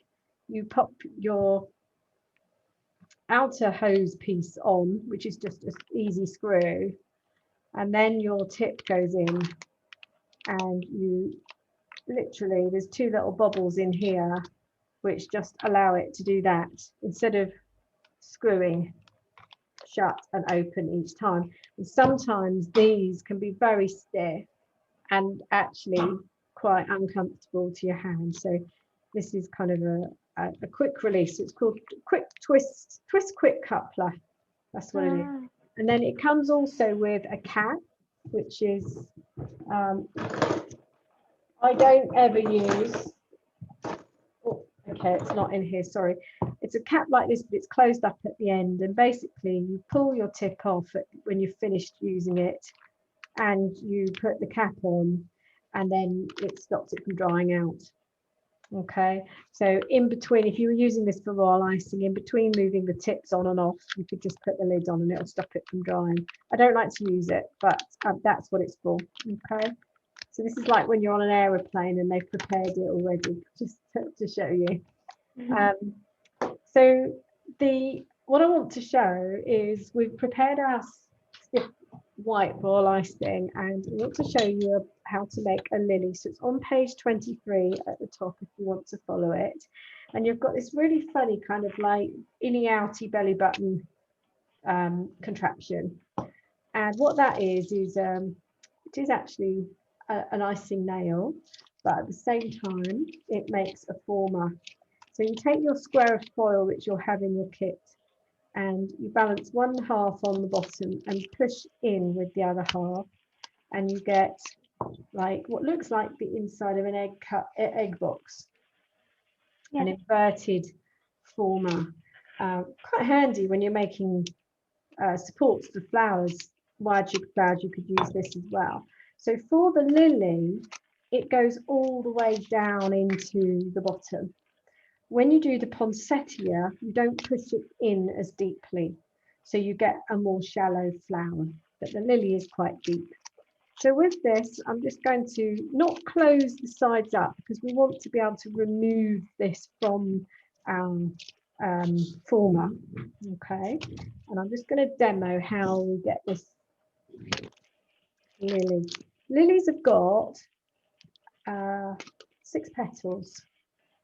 And if you remember, we were using the leaf, but with the beak on the side. So the V's got to be on the side to be able to do this. If your V is this way and you can see it fully, it won't work. Okay. So drop your pre-made former into your nail, the inverted part. Make sure that the V cut is on the side. And you're going to go right in and start to squeeze to get the width of the petal, and then you keep squeezing as you come to the top edge, and then you just release the pressure a little bit. You still got to squeeze a bit, otherwise it'll tear, to bring it off the edge. Okay, and then you can go again. So we've got 3. The back petals are slightly narrower. Relax the pressure and come off. So when you stop squeezing, you'll find that it does extend it, it stretches it. So don't stop the pressure too late, otherwise they're going to be huge. And then we put another one fairly even distance in here. So we come up, relax the pressure as you come up to the top and come off. So that's your first set of petals. Okay. And then you'll probably find that you'll be a bit stuck and you need to adjust your bag, especially me because I haven't put a band on the end of this one. And then go back. So if you've got a bit of oasis, it's handy. And these ones are going to be slightly fatter. So we're going to go, just literally push the nozzle in, squeeze, and then travel out. Relax the pressure as you come up to the top and come off. Do the same again. Nozzle in, slightly fatter. Relax the pressure a little bit and come off. So you're still squeezing just a little bit, otherwise it'll tear. And then do your last one up and out. Okay, and in your kit, you have this set of stamens, and it's got a white one that goes in the middle. That's the pistil. You probably remember this from your stargazer lily, because these are effectively stargazer lily. What you would want to do is chop it off about there, and that gets pushed in while it's still wet. Okay, and this would then dry, and you could dust then a little bit of green in the center around the stamens. Now, what I don't understand though is why on earth you put something that's not edible into something that's unwired and edible. Yeah. So you may decide you could do it in brown, or we could do it in yellow, and we could do this once it's dry. It's probably better, but you may decide to just put in, I've got green in my yellow, by the way. This is just a number 2. So maybe something like that as an alternative in brown, yellow, green, whatever you would like, just so that that is also completely edible. Yeah. Okay, so have a little go at that. They're a bit awkward to store whilst you're drying, because if I pull this off here now, it's just going to squidge. But if you had like an egg box, you could spread them out a bit, couldn't you, and actually dry them that way. I'm going to rest mine like this in the oven and hope that it doesn't collapse on me. Okay, and I'm going to do that because it's a bit soft. I'll do that now. Okay, so have a go at that. Okay. And then I'll show you poinsettia.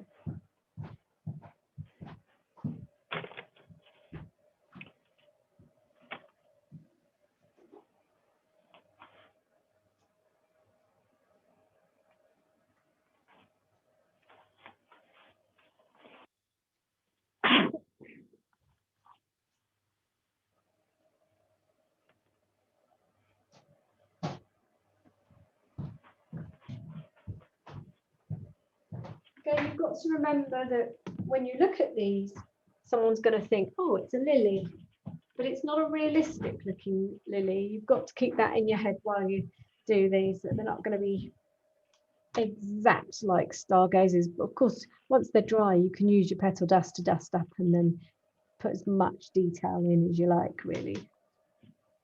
I still think they look quite nice though. They do look nice. I like them. So just push that into about halfway for the poinsettia. And then we start. Now, if you were making these to go onto cupcakes or onto a cake, and this is the beauty of royal icing and buttercream, is it is quicker. Once you've prepared yourself, it's so much quicker than making the real sugar flowers. So for someone who hasn't got the budget, it's ideal.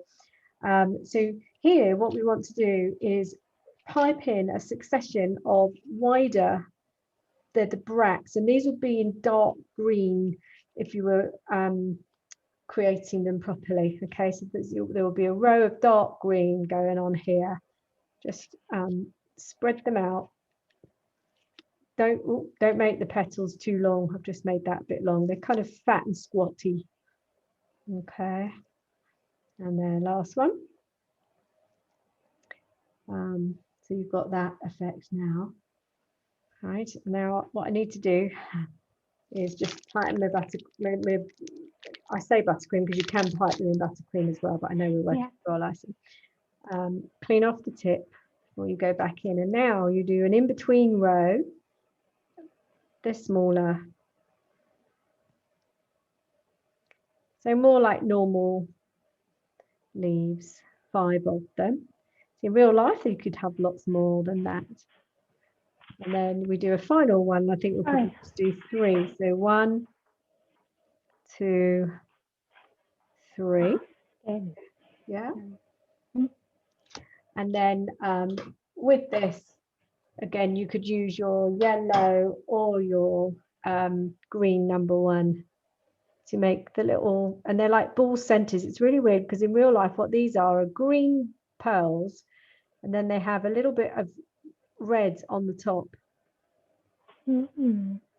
That's what makes them look like poinsettias, but we're just going to do green dots today. Okay. and that then would go to your oven as well. But you don't have to cook anything in the oven. You can leave it all to set in the air. This would probably take about 2 days to dry. My God. In the oven, probably in total about 4 hours. But you could have it in the oven for an hour just to hold its shape, and then put it somewhere safe overnight. It will be able to go onto a cake or cupcake. Okay. It's piping tip number 47 that you use for the basket weave, and it's got a straight edge and it's got a serrated edge. Now you may only have one which has got a serrated edge on both sides. I don't know. Just have a look to see what you've got. Same as yours. Oh, good. Okay. So what I'm going to do for ease, you can just pick the bag that's got the most icing in it, which for me is probably the purple. Yeah. Just change out your piping tip. So of course this one we want to put under cover because there's nothing for it to go into as you're using a new tip. Drop that onto that bag. Okay. And then depending on which way you hold it, so if you've got the serrated edge uppermost, if I start here, 45-degree angle, let's just change the camera angle so you can see.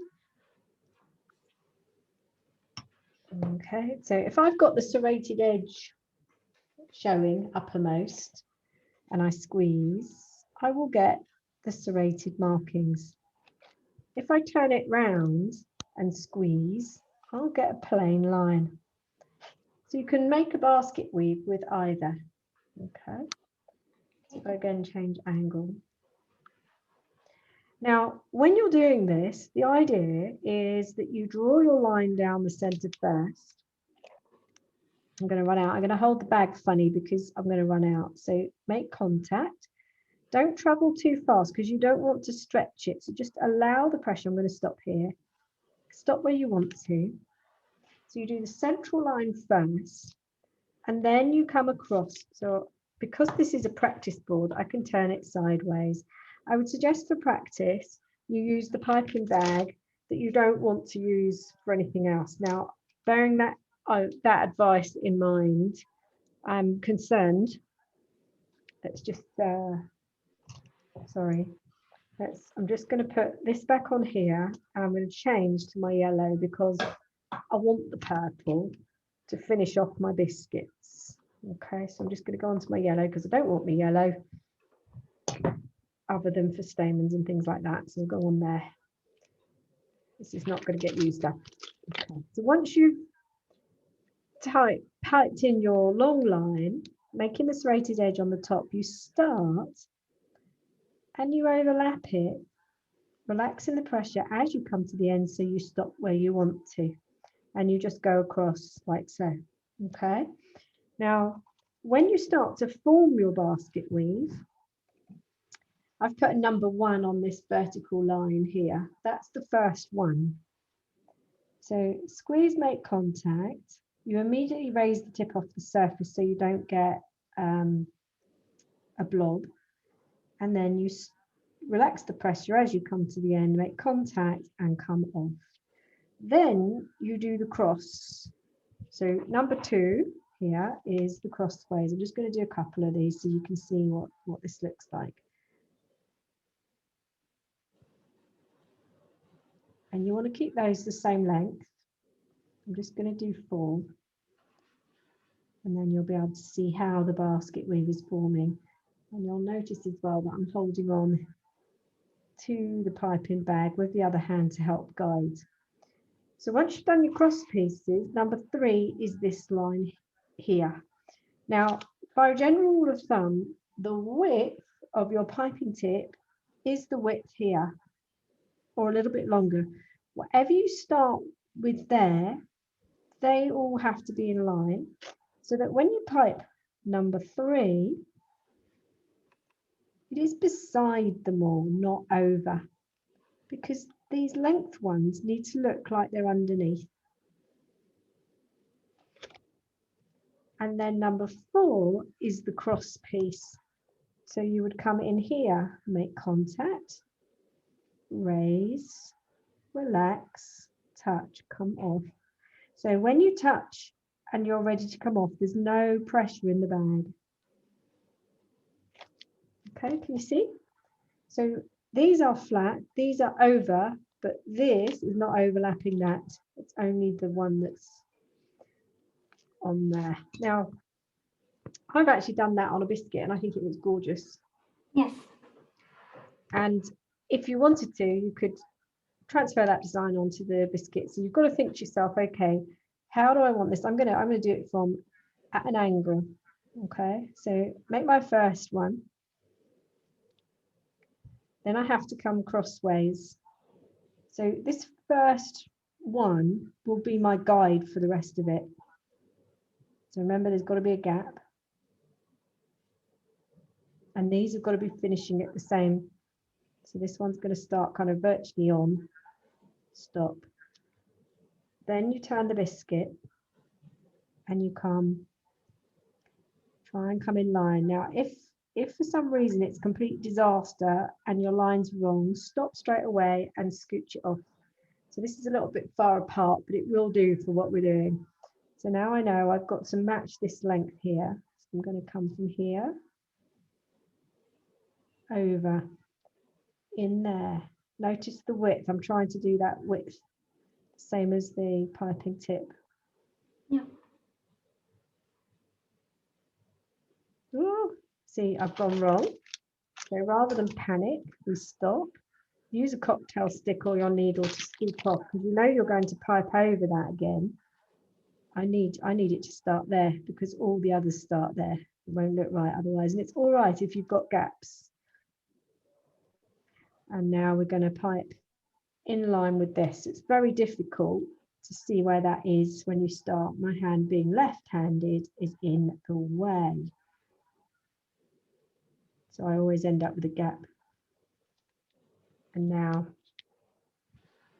I'm going to come across probably from here to here and so on.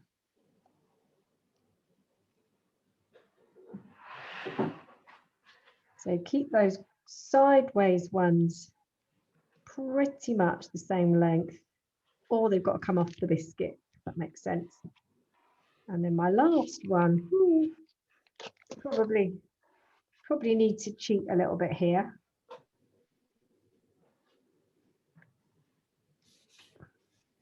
You can see it's easy enough to kind of fix an error.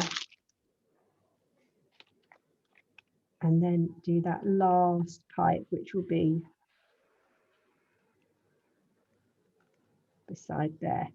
And it's not until you get to the end of the biscuit you think, oh, I should have done it this way. So maybe have a template and practice this so it doesn't look strange. Got to come off. When I'm coming off the edge, I'm cleaning the piping tip as well because it's not clean for the next line. So here, before it's dry, you can just cheat a little bit and clean off. So I'm sure there's a much more mathematical way that I could do this, but it escapes me. I probably as well want to do a crossways one there, and I probably want to extend this and do a crossways one there as well. Yeah. So have a little go. You don't have to fill all that in, but just have a little go of that first to get your head around it. And then if you want to transfer that design onto one of your biscuits. Okay.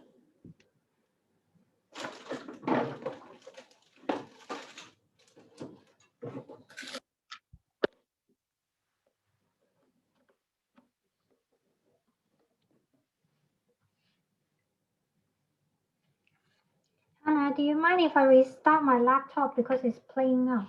Yes, of course. I'll let you back in. Okay, sorry. Oh, no problem.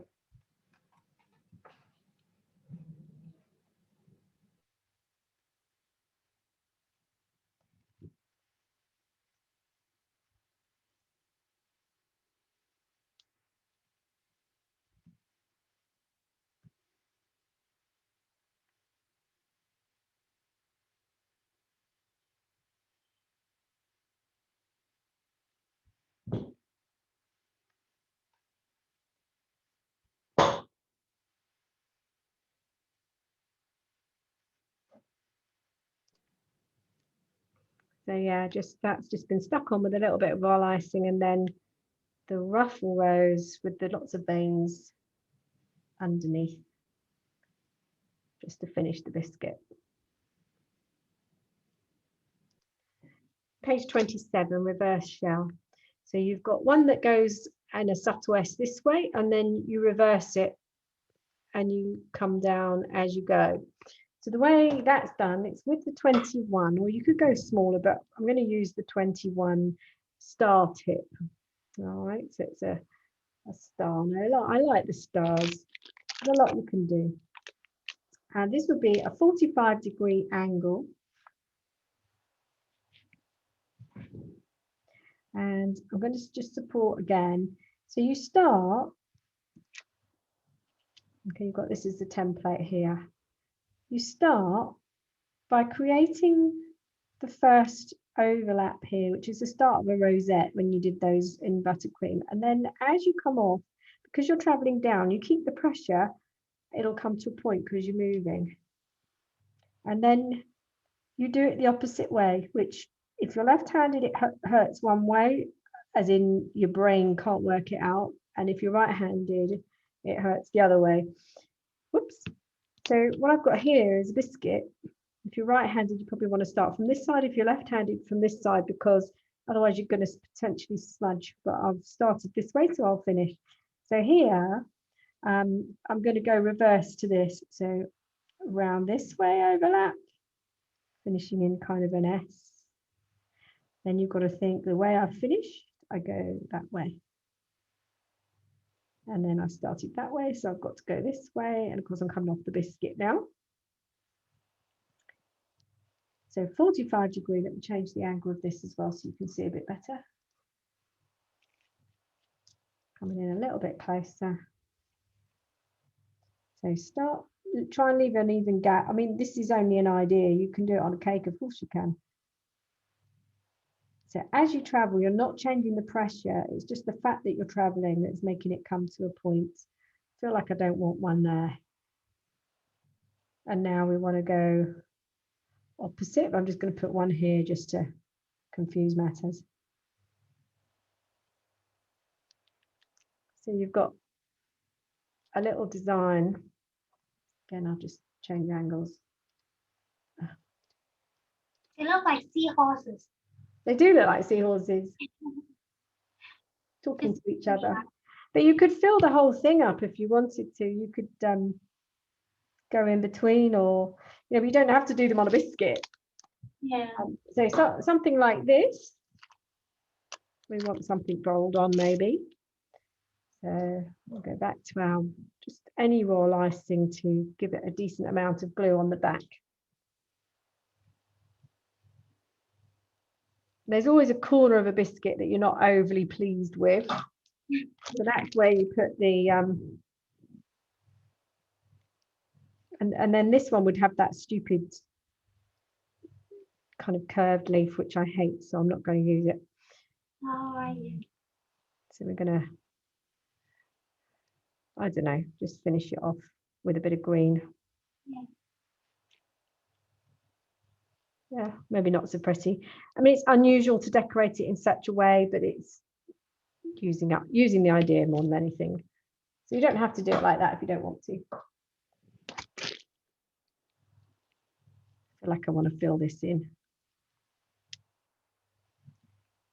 It's hard when you do it on a cookie, I think. Yeah, definitely. Have a go, practice here, and if you don't want to transfer it on a cookie, that's fine. This could be a border or an outline. I might scrape this off and have another little go, and you'll see what I get. And just add a few more, and then add in my. Normally, I put the blossoms on first because it's actually easier to see where the leaves need to go. And I quite like the idea of you've got something there, and then on top, so you've got like some height to it.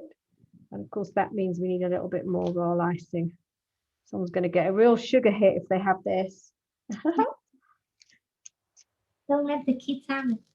Yeah. This one might lend itself to do everything with. blossom. It looks better anyway.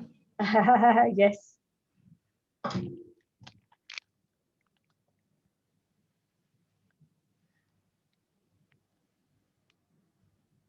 See, that looks better. Got more of a garden going on.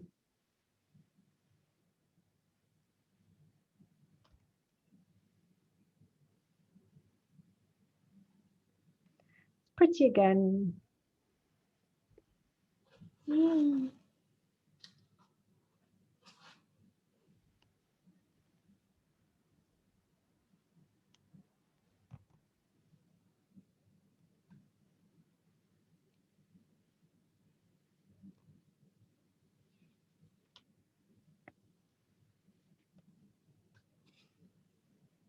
There we go. It's a very heavy biscuit. I'll have to probably end up with being diabetic if I eat that. But record. So the fat end goes down on the surface, yeah. But you have the thin end with a bit of angle. And what we did is we scribbled up and down like this. Now, I actually think that's quite an easy way of doing the raffle. The other way you can do it, I'm not sure there's that much difference, is you squeeze and then you turn the piping tip up. So you've got this more, instead of it's like a billowing ruffle, but it's very difficult to go up and down and travel along, but you can see there is a difference. So that's what they call a classic ruffle. That's an easy ruffle. So on a biscuit or a cupcake, I mean, there's lots of inspirational pictures in the book, but the idea on here, let's just see, because I've barely got any buttercream left in here, so I'm going to have to hold my piping tip in a weird way. So we start with the narrow end facing the outside edge of the biscuit, and as I'm making my piping tip, the narrow end go up and down, I'm also traveling. Okay, so you end up with this little ruffle on the end, and we could do this all the way along the biscuit if you want to. I haven't got enough buttercream, but maybe just have a go at that. So I'm probably going to use up my purple and then change into something else that I've got, and I'm going to put one of these little half roses on and just show you the calyx again in green, so we can get those finished. But when you do this, you don't have to lift the biscuit up. You wouldn't be able to lift the cake up, so just try and, it's really hard to stay in a straight line and go up and down at the same time, especially when you're piping, when you've got no royal icing left. Quite often it takes a little while to see what looks nice, and as you go, you're going to need to pipe in your stems, your calyxes, because you can't do the back ones after you've. What is calyx again? Sorry. The calyx, do you remember I'll show you on this.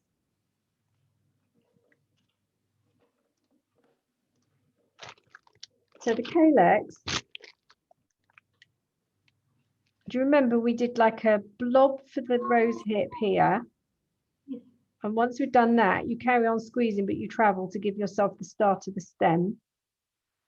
And then we came back up to this area here. And as you draw out, you kind of reduce the pressure slightly. And it's just like a teardrop shape, really.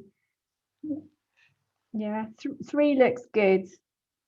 Don't really want more than 3. And I'm going to apply more of these roses, hopefully what looks like a nice way. Oh, we could put some leaves on there as well, couldn't we? Yeah. Leaves are always good. Yeah.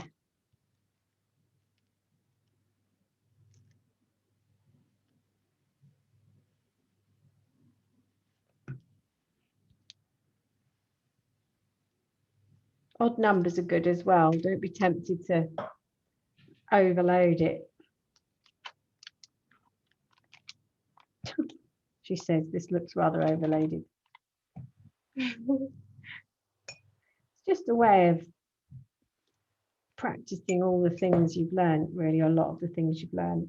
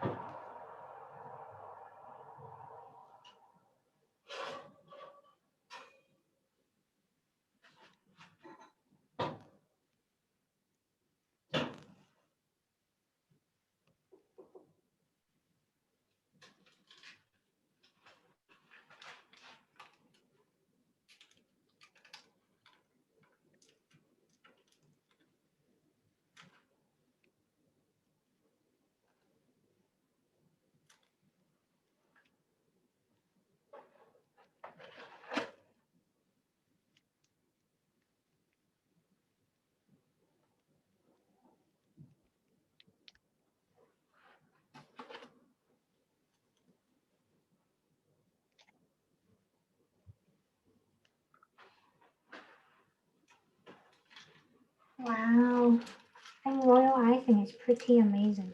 So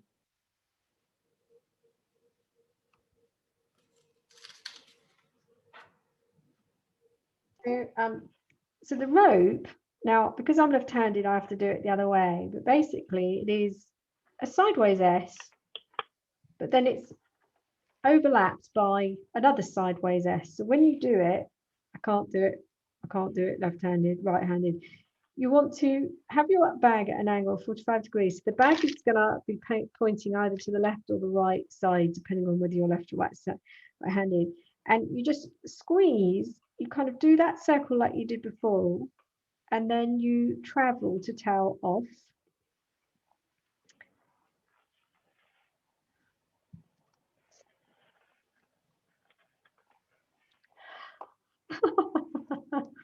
You know when you get a brain freeze?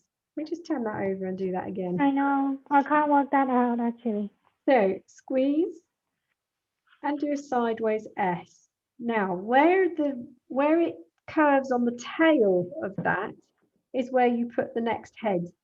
So head, Okay.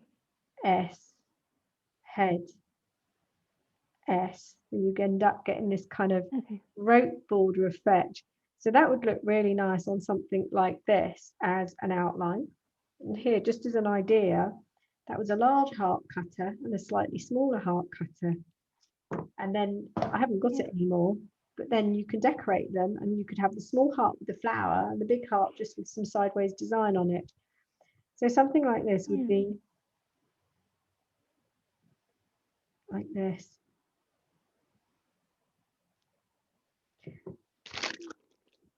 Very difficult for me to hold the bag now because there's barely any icing in here.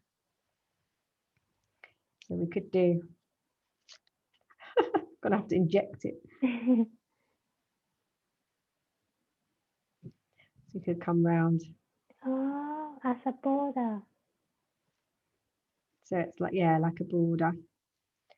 And in the book, you'll find so many ideas. And if you Google online as well, Wilton Royal Iced Cake Designs, they've got so many designs and there's no copyright on them. So you can just use them as your own. So something like that. And then if you wanted to, I've got a tiny amount of green in here. I'm just going to pipe, if I can squeeze out 2 leaves, which are going to be used as glue. Yes, you managed. Yeah, just. And then we could sit very gently, sit that on to finish it off. Or if you don't like that, because I'm not so I'm that keen, you could then just put maybe one of your little buds, or a rose and a bud. So I've got a, these are a little bit large. You can at a push cut them, but they're sometimes shatter. I don't know if this will work. It depends how hard that is. So I'll take the bottom bit off, but I'm not sure that's a good idea.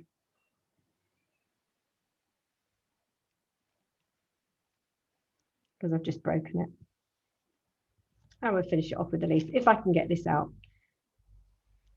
But these are cobbled together ideas. I would want to think about this a lot more.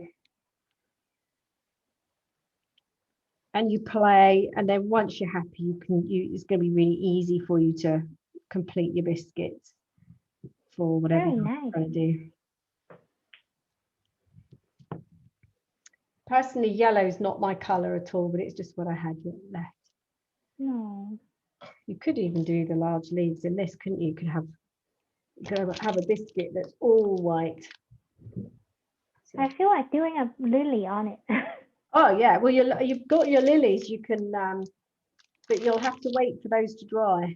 Yeah, but So, can you not directly pipe it on the biscuit? Well, you could do. Yes, it'd just be flat. So look, we can go really mad here. Let's just go mad, shall we? Your roses are so nice. 2 roses, and then white. Let's go mad. Snow White. So pretty. Yeah. Just mono, just the biscuit and white.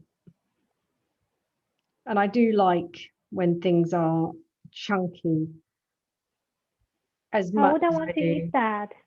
Sorry? I wouldn't want to eat that. It's so pretty. No, that's it. Perfect for wedding, look. It is, isn't it? That would look great as a little. Can you imagine doing those as the favor? The return gift, when you... That's it, in a biscuit bag. And actually they haven't taken you that long, and the biscuits could be made way in advance. Yeah.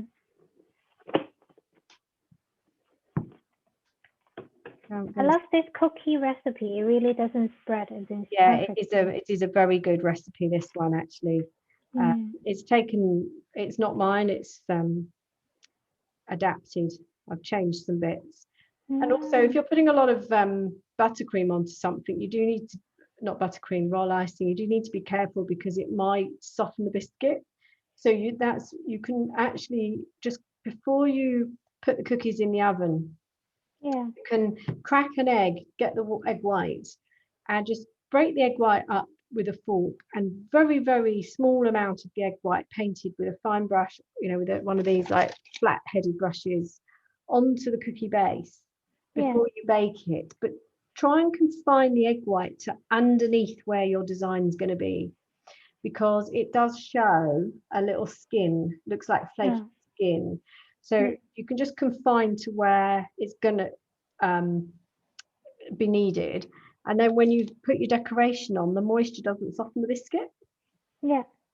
And if you're doing blonde cookies and hard baked cookies, because I like my cookies, I don't like soft cookies, I like firm cookies. So I overbake mine. But if you've got overbaked ones and underbaked ones, avoid storing them in the same tin. Oh, okay. Because the underbaked ones will make the overbaked ones soft.